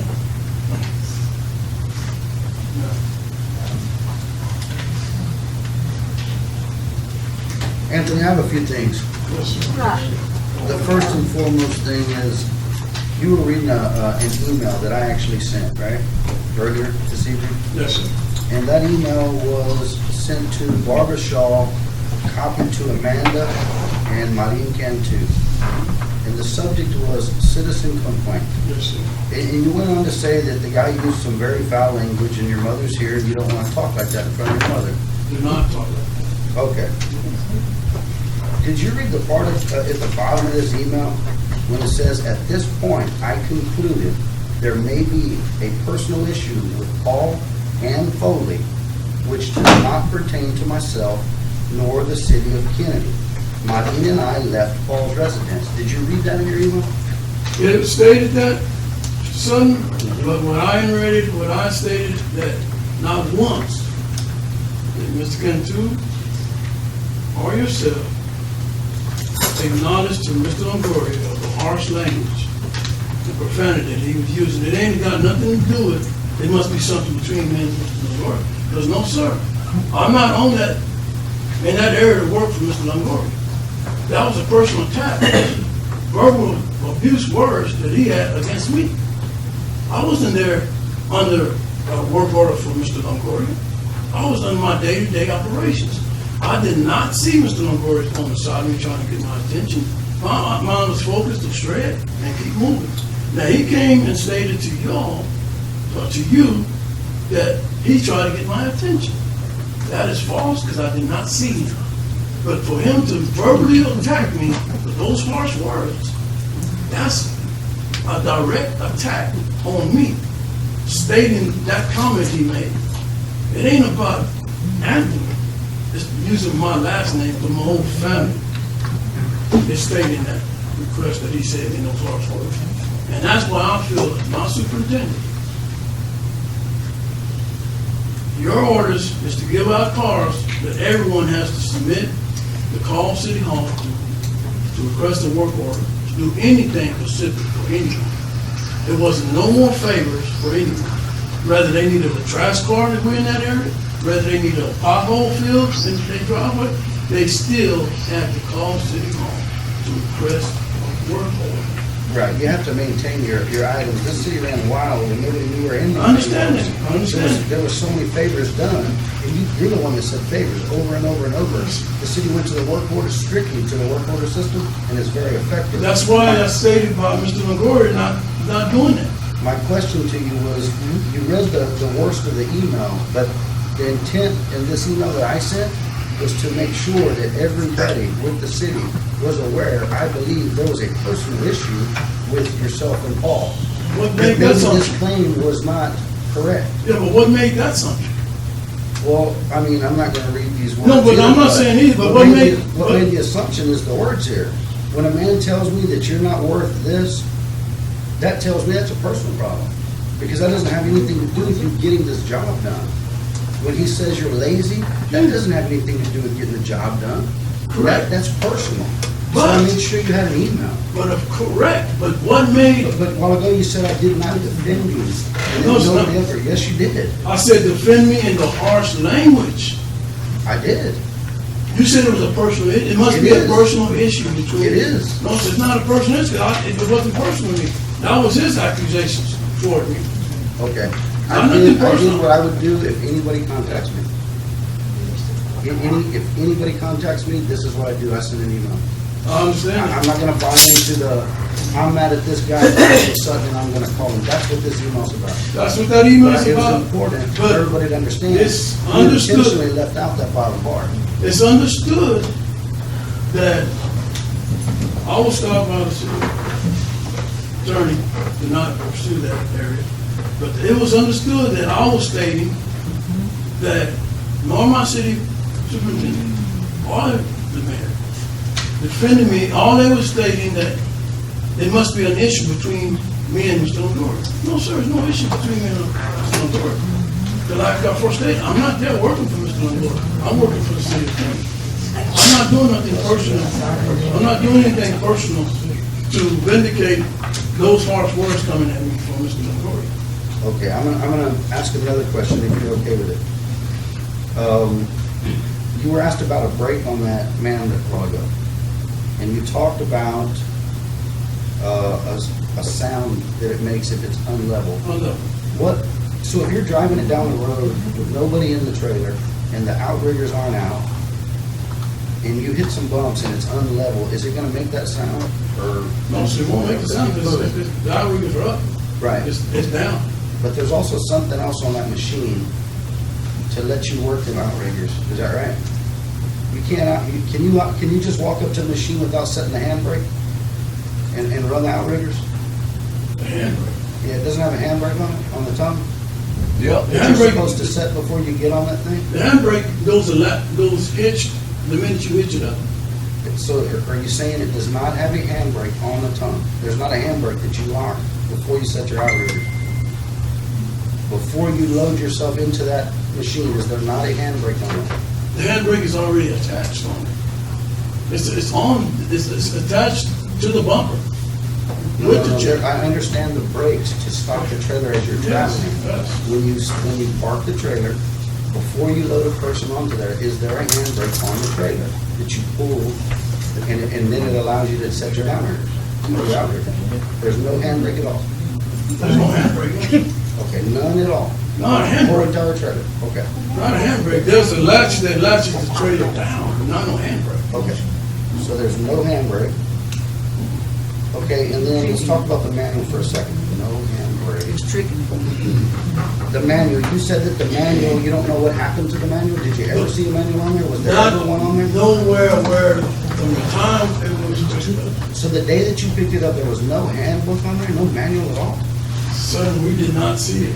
When we got ready to have use for it and look for it, There's a federal law in that you can't deliver certain kinds of equipment without those things. that is not me to question that.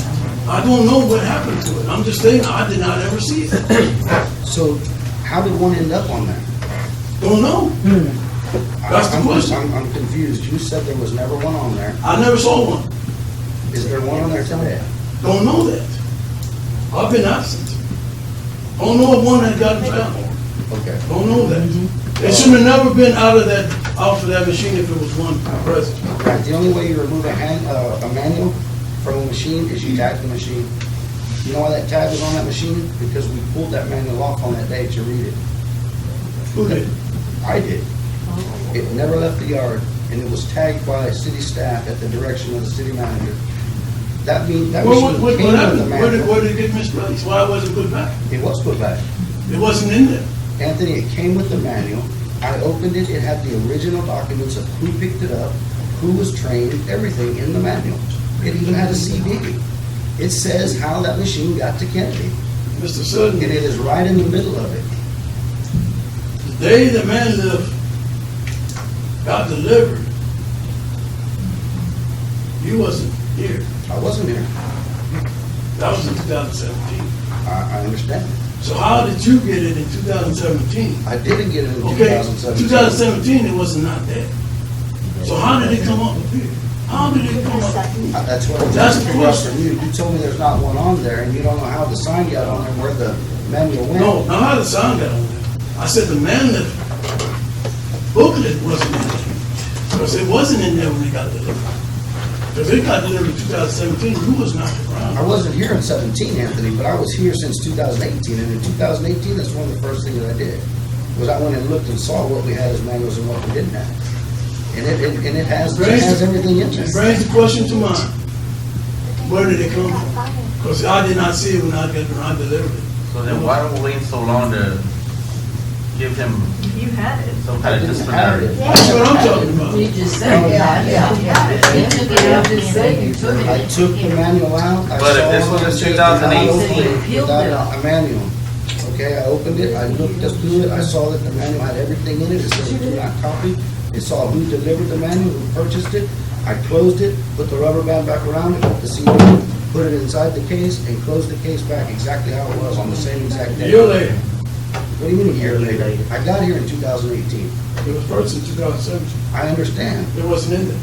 I'm not talking about 17, I'm talking about when I was here from 2018 till today. Question. That was there. The manual was there. How it appeared, I do not know, Mr. Sutton. Right.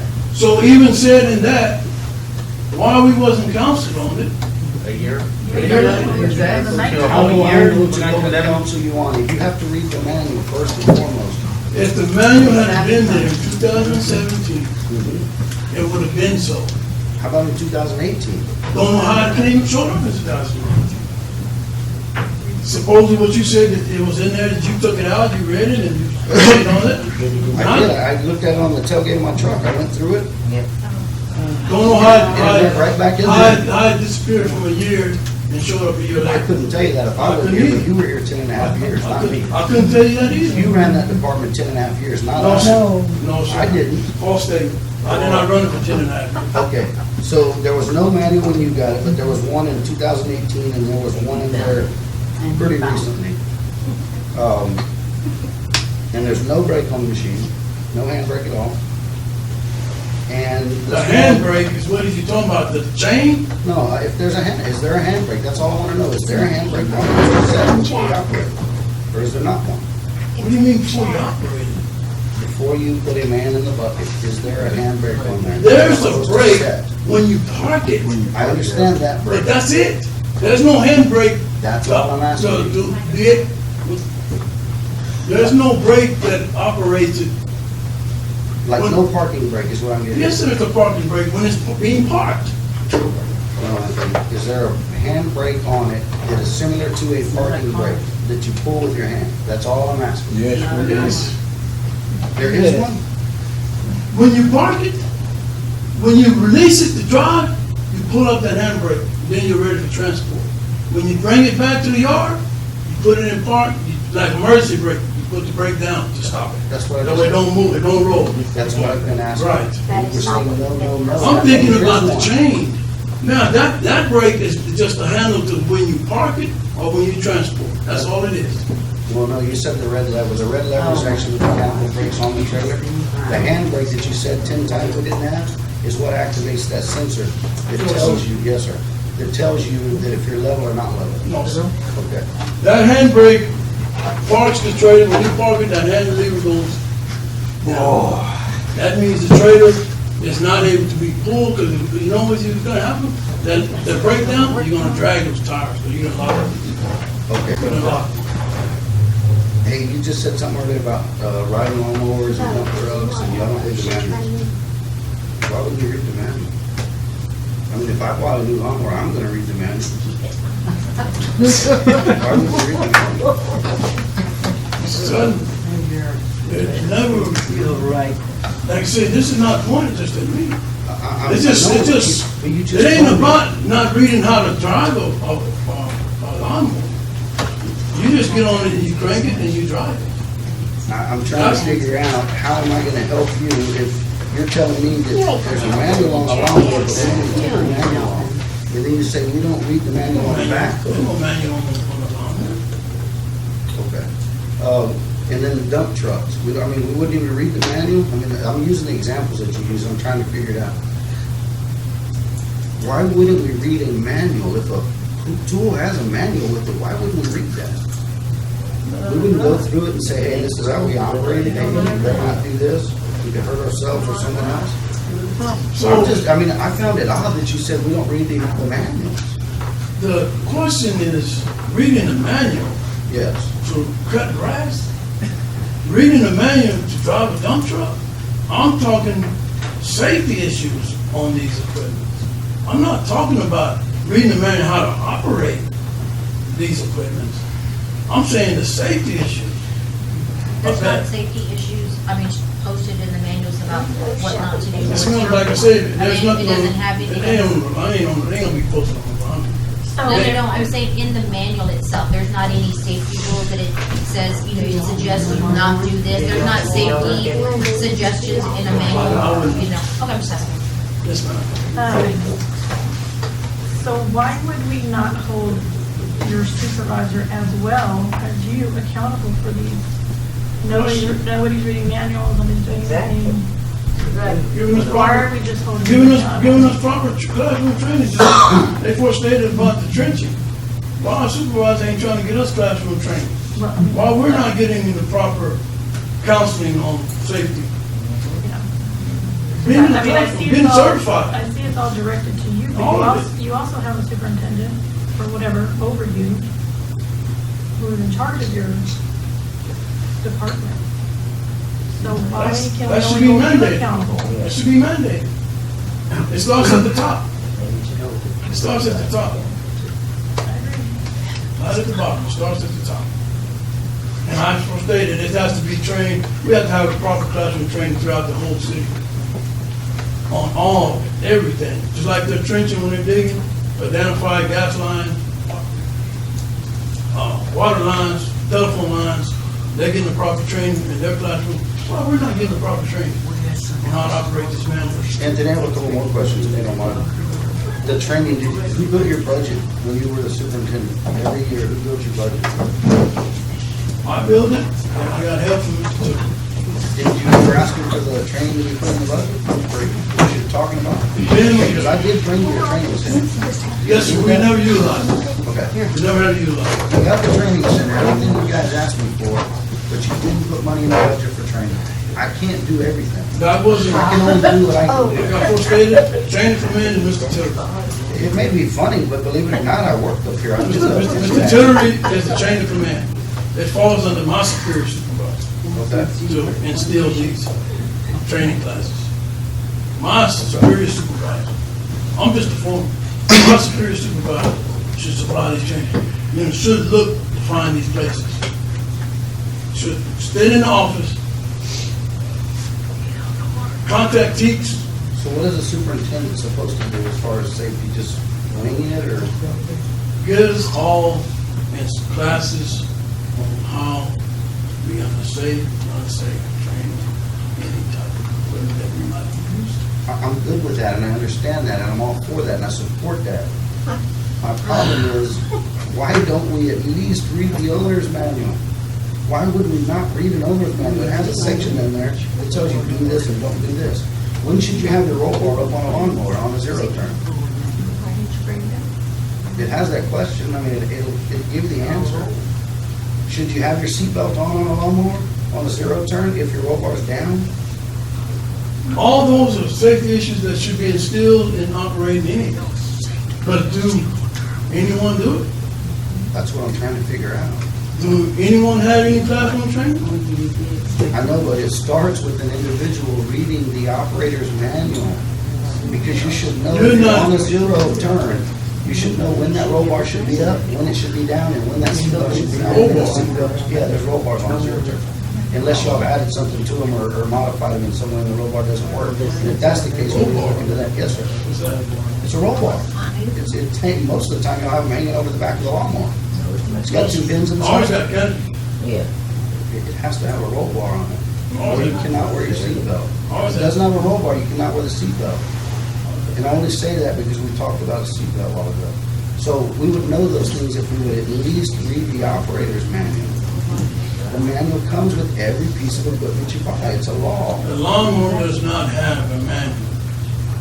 What kind of lawnmowers do we have? Zero turns. I know, but what brand?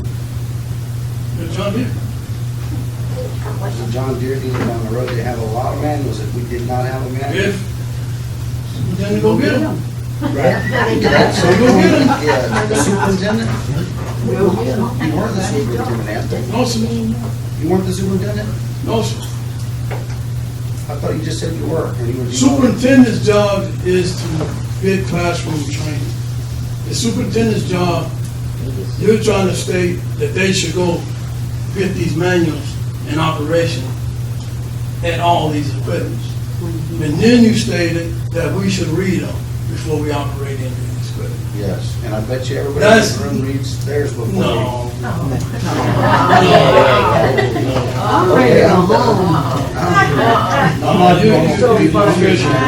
No one reads the manual. Because you believe when you get a push more, you're not gonna read the manual how to run a push more.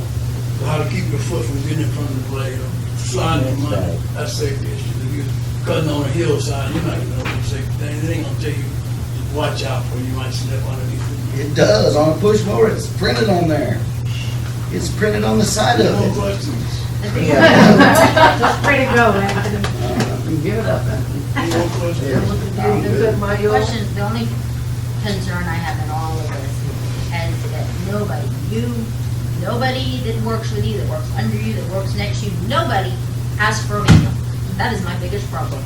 Nobody asked. Have they asked You know, it is unreal to me to believe that there's not a manual in there. So I'm gonna go tomorrow and I'm gonna go check. Like I said, your son said it was there. How much, y'all have keys to the yard right now? We'll go after I leave here, because I wanna see what equipment doesn't have Mr. manuals. Son said it was in there in 2018. I'm saying when I purchased it. But there's other equipment out there in the locked gate, right? So I'm gonna go check, because if there's not equipment on there, Amanda, make sure you have my little sign so we can put some on there when I go out there. It's just unreal to me. it's And just- I'm not saying this No, against you. I'm not saying that. It's the whole thing altogether, as a whole. It is unbelievable to me that not one piece of equipment has a manual in there and nobody thought to read it or ask or say, you know what? I've never been trained on this equipment. Because the people that work under me, they're gonna get trained on that equipment. We should. If they don't, they're not operating it. And that's the way I run it. And I don't know how it runs here, but that's how I do Like I things. said, So to me, I just see that that's unreal. That's the biggest issue I have with all of this. Is I cannot believe there's no manual money. Like our first day, Ms. Connell, Unbelievable. out of the 9 years I was under a different supervisor, never crossed it. No one. Nobody thought to ask. Nobody. No classroom training, none whatsoever. That's on all the departments though, not just the streets. That's everywhere.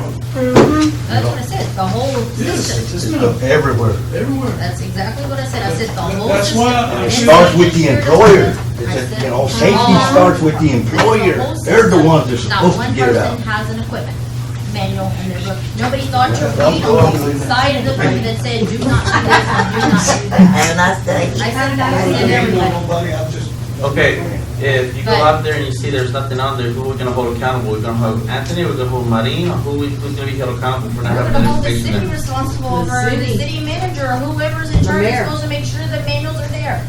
That's who's responsible. If this gentleman here is standing in front of me and telling me that in his 10 years that he's been in this place, he's never been trained, He's No. never seen a manual, he doesn't know what a manual looks like, he doesn't know to read the side of the machine. Well, you've never seen it in the machinery. You've never seen a manual, you've never read it, you've never read any of the stickers that are on the machinery. That's what you're telling me.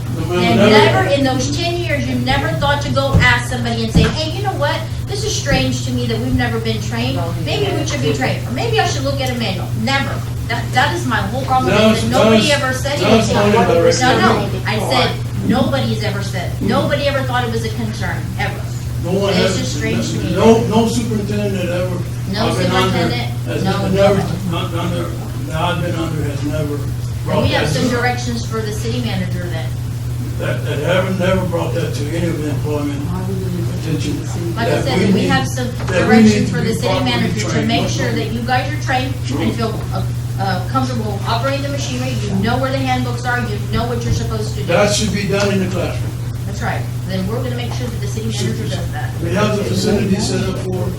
It should be utilized. Yes, sir. That's You're what- right. That's what it was, that's what it was, that's what it was built for. Yes, sir. Is You're right. to instill in-house training classes. It starts at the top, Starts at the top. and you're gonna have a new top soon. It starts at the and top that's and it filters Be a down. fast That moving should building. be- It ain't about, Something to do. We shouldn't wait. We're not gonna wait till the new city No. manager comes. We'll direct our interim right now to get on this and figure it out. It should be That's right. instilled. He's gonna start looking at it, That's, figure that out should what's be part going of on. the system, that it starts at the top. That everyone has to have this proper certificate training class to assure you that you're knowing the safe and unsafe way of working, whatever you You're might right. be on. Whatever. I agree with that statement, that everybody should be trained and there should be a manual. I agree with that. I don't agree on that nobody's ever asked.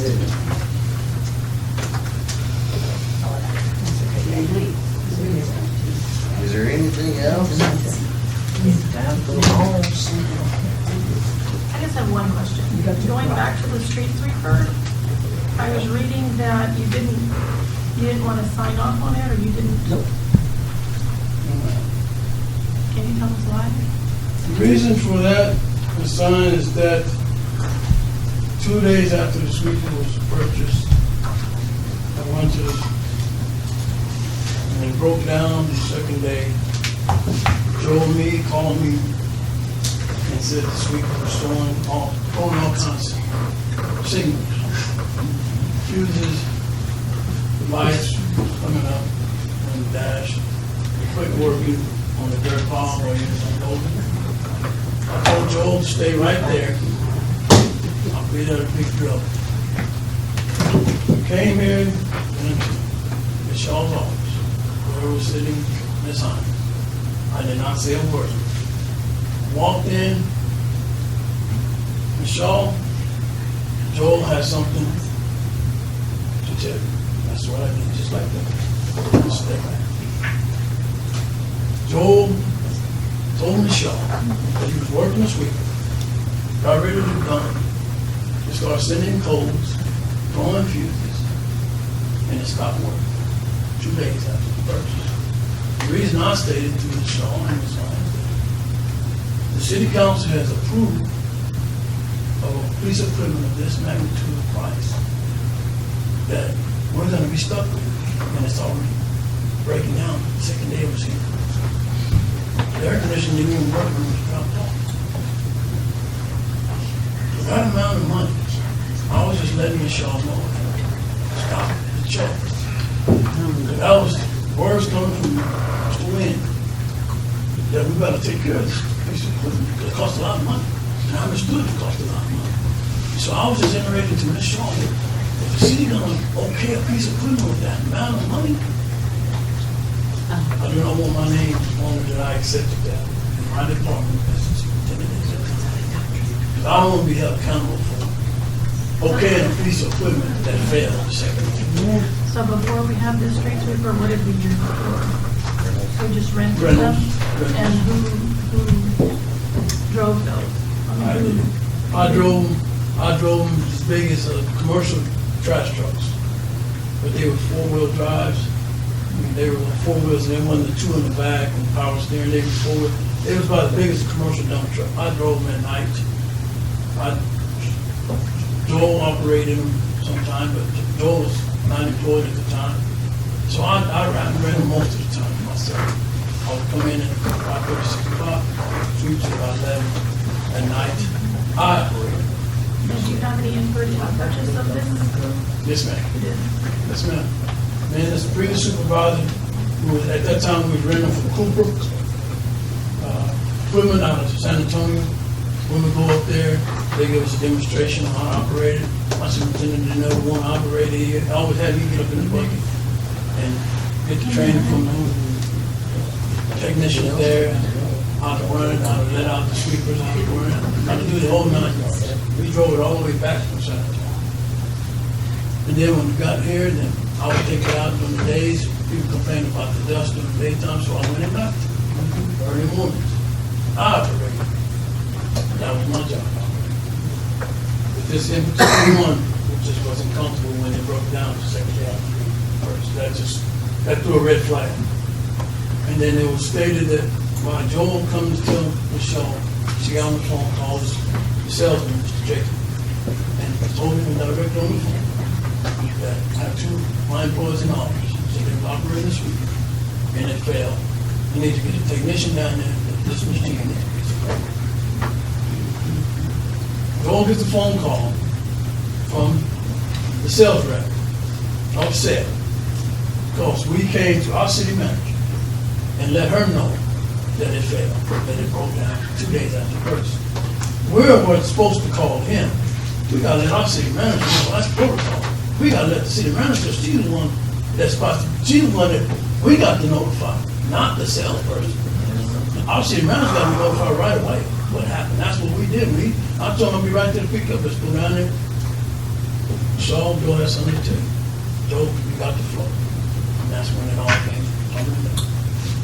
Piece of equipment of that magnitude cost too much money to be breaking down the second day. It was never, it was just dropped off here. Never was anyone went up to where it was purchased from, trained on it, to see if it was worth buying it. It just was dropped here, paid for it. I was telling Michelle, you mean in 2 days?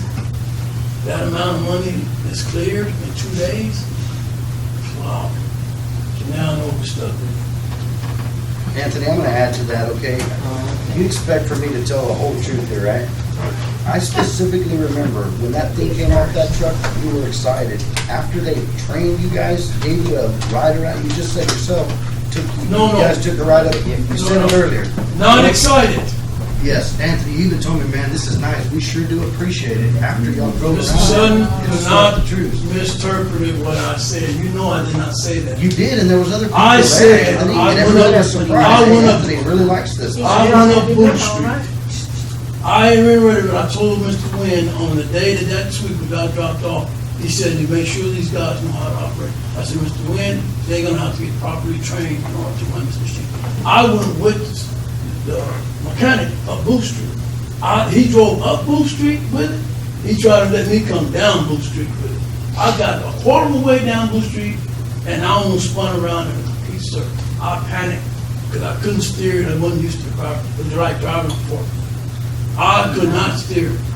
If it wasn't for that mechanic being in that machinery at that time to stop and get control of it and guide it back along to the curb, I gently came down to the curb. When we got back to the yard at 201 School Street, by the dirt pile, the mechanic was showing how to dump. You and Hector and Alon were all standing there. You asked me, Anthony, what do you think about this? I said, I'm going to tell you straight. And I'm telling you, just like I'm looking, I said, I'm going to tell you straight, Mr. Sutton. I said, I done drove many of the sweepers before, but this machine here is going to take some training. I am not comfortable with this one. But you say that about every piece of Because equipment. I spun out of control in it. I know. But you said I got the proper training and said, oh, it's fantastic. No, sir, I did not say that. I didn't say you got the proper training. I said the day the man dropped it off. I was he went excited. with you? Yeah, and No, and sir. you went around it, yes, sir. And No, sir. and when it came back, I said, what do you What think? was I excited for? Just looking at it? You see, that's the problem with these things, man. You get to say anything you Yeah, want, but- true or false. yeah, but- You don't get to tell the truth. Oh, you're- It was intimidating now. I was excited by looking at it. I had not drove it. You're It was on the flatbed trailer. You're leading everyone in this room to believe that that machine just broke out of What nowhere excitement- on the second day. Mr. Sutton, what excitement, What was done with that machine? what excitement are you saying when I saw it? What excitement? What excitement is it? I'm By not looking at arguing it? with you anymore. Okay, what was done to that machine that caused the breakdown that second day? They tried to do something it's not intended to do. They had the brushes down, all three, in the dirt, while they were trying to empty the bucket. No day, Mr. Brown. Yes, sir, and there's other employees there. No, They were there. no day, Mr. Mead was operating the machine. And Mr. Mead had all training from mechanic before he got on the machine, because he took him out on escalator. And then we did call to And have then- it fixed, and they said, hey, they came down here and said, hey, it's just. Mr. And Mead, there was some problems later on after that. Mr. Mead came back and said it broke down. Now, you're gonna tell Mr. Mead that he was operating it with the brushes down? I don't think so. Mr. Mead had run him before. Come on, it's a sudden. He was the only one that operated. It broke down on him, not no day. Anthony, It broke down I on him. went to the deal, I looked at it, and the tracks were there, they traveled about 50 yards in the dirt. Why? Because they didn't lift them, they didn't put it in The transport. coals coming down to the dump had already blew the coals. That's why the brushes were down. He was trying to get to the brush, We and picked the them up coals when the guy got got thrown. there, Anthony, and then that's how it broke the second day. Did you read the manual? Yes. All, the whole time this machine was purchased, you found it. That's right. You stated, I found two. I found a brand new. you one and I stated found right two. here Yes. the day that I was demoted. Uh-huh. You stated, right here stated. Okay. When have ever a mayor went out and helped the street department find a sweeper for you guys? I don't know. Never. I don't know. Because it ain't the mayor's job to do. I forestated that the superintendent that I was under, we both went to Cooper Equipment and checked out the equipment and got the training to see if this is a rental piece of property that we want to use. We did, not the mayor, not the city manager. We're gonna be So where's operating. the street sweeper at that you and the other guy went to get? You rented one for $5,000 a week, No, right? sir. How much was it, Anthony? And then the damage. I don't know how much the price How about when it was was. torn up? And how about when it sat for a week and we didn't get anything done? What was We torn still up? had to pay. You're just not telling the whole Wait a story, minute. Anthony. What was torn up?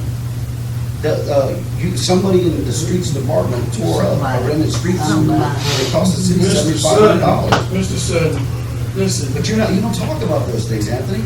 that rental sweeper was used by one of the employees at work when Johnny was our supervisor. Yes! This person took it out over the weekend, hit a bump. Yes! He damaged it. Yes!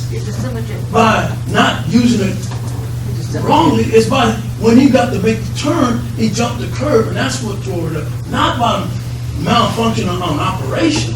See, don't, I don't know if that matters, if it's operations or what. it didn't matter, it wasn't done because he didn't use it properly. That's what I'm stating. It wasn't torn up because he did not use it properly. You're stating This is something. what I've learned, Anthony, and I mean this, and I'll tell you this anywhere. I do not believe you're as honest with all of this stuff as you're trying to get everybody in this room to believe. Neither are you. Neither are you. Mr. Sutton, you're trying to implicate things that you didn't have no awareness because you went around. It wasn't even You're out of there. line, Mr. Sutton, I'm sorry. Anthony, You are Anthony, way I got out of here, you had a line. rented machine there, and it sat for over a week, and it didn't, not one street got swept. Not one street, it was a camouflage machine.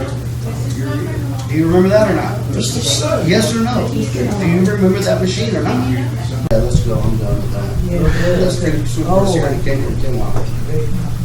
It was a rent. What did you say? It broke down? Yes, it was broke down. So how you expect them to use it? Well, that's what I'm asking you, because you tell me how you guys went and did everything so great about getting the sweeper. All right, well, let's. Yeah, about time. Anything else?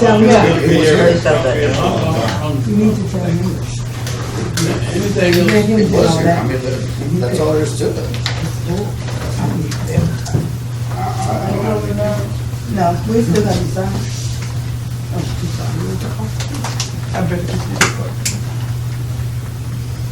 I want to say this. God is gonna send a storm here in this building. And it's not gonna be through the rain or nothing. It's gonna send it in your life. Because I believe in God. God can and God will. He don't like long-term liars, cheaters, thieves. So I'm gonna turn you all over to God. Because God gonna handle this. Because we believe in God. Do you understand? Yes, ma'am. And let me let you know one thing too. Well, yard need cutting again. When you was running, you wasn't high stuff the yard. The yard need cutting again. All right.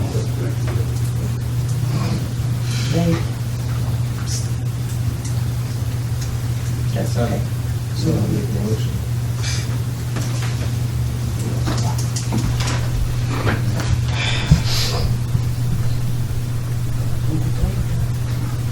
I'll make a motion that we reinstate Anthony Foley at the city manager's discretion on his pay, his assignment, and also keeping his longevity and any other circumstances that may arise in a discussion that is going to be taking place with the city manager. I'll second that if we add in an addendum to it, that the city manager has the discretion of any disciplinary actions. Any discussion? Call roll. I'm sorry, I just want to make sure I get it right. Okay, Brandon, so you said- second it. You said discretion on pay, longevity, position, and whatever. Was that all you said?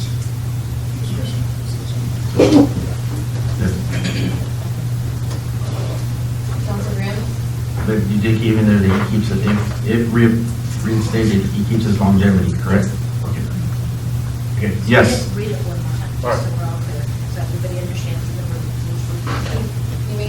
Brandon made a motion that he gives the city manager, to reappoint him, with giving city manager discretion on his pay, longevity, and his position, is what I have. And then you added, then Justin added to, also has discretion on the city manager. And that will include his retirement, everything stays the same. Yes. Not everything. Well, No, well, as far as his benefits. right. Like he won't lose.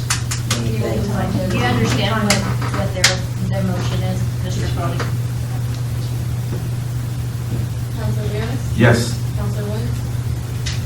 Yes. Council Sines? Yes. Council Clement? Yes. Council Myers? Yes.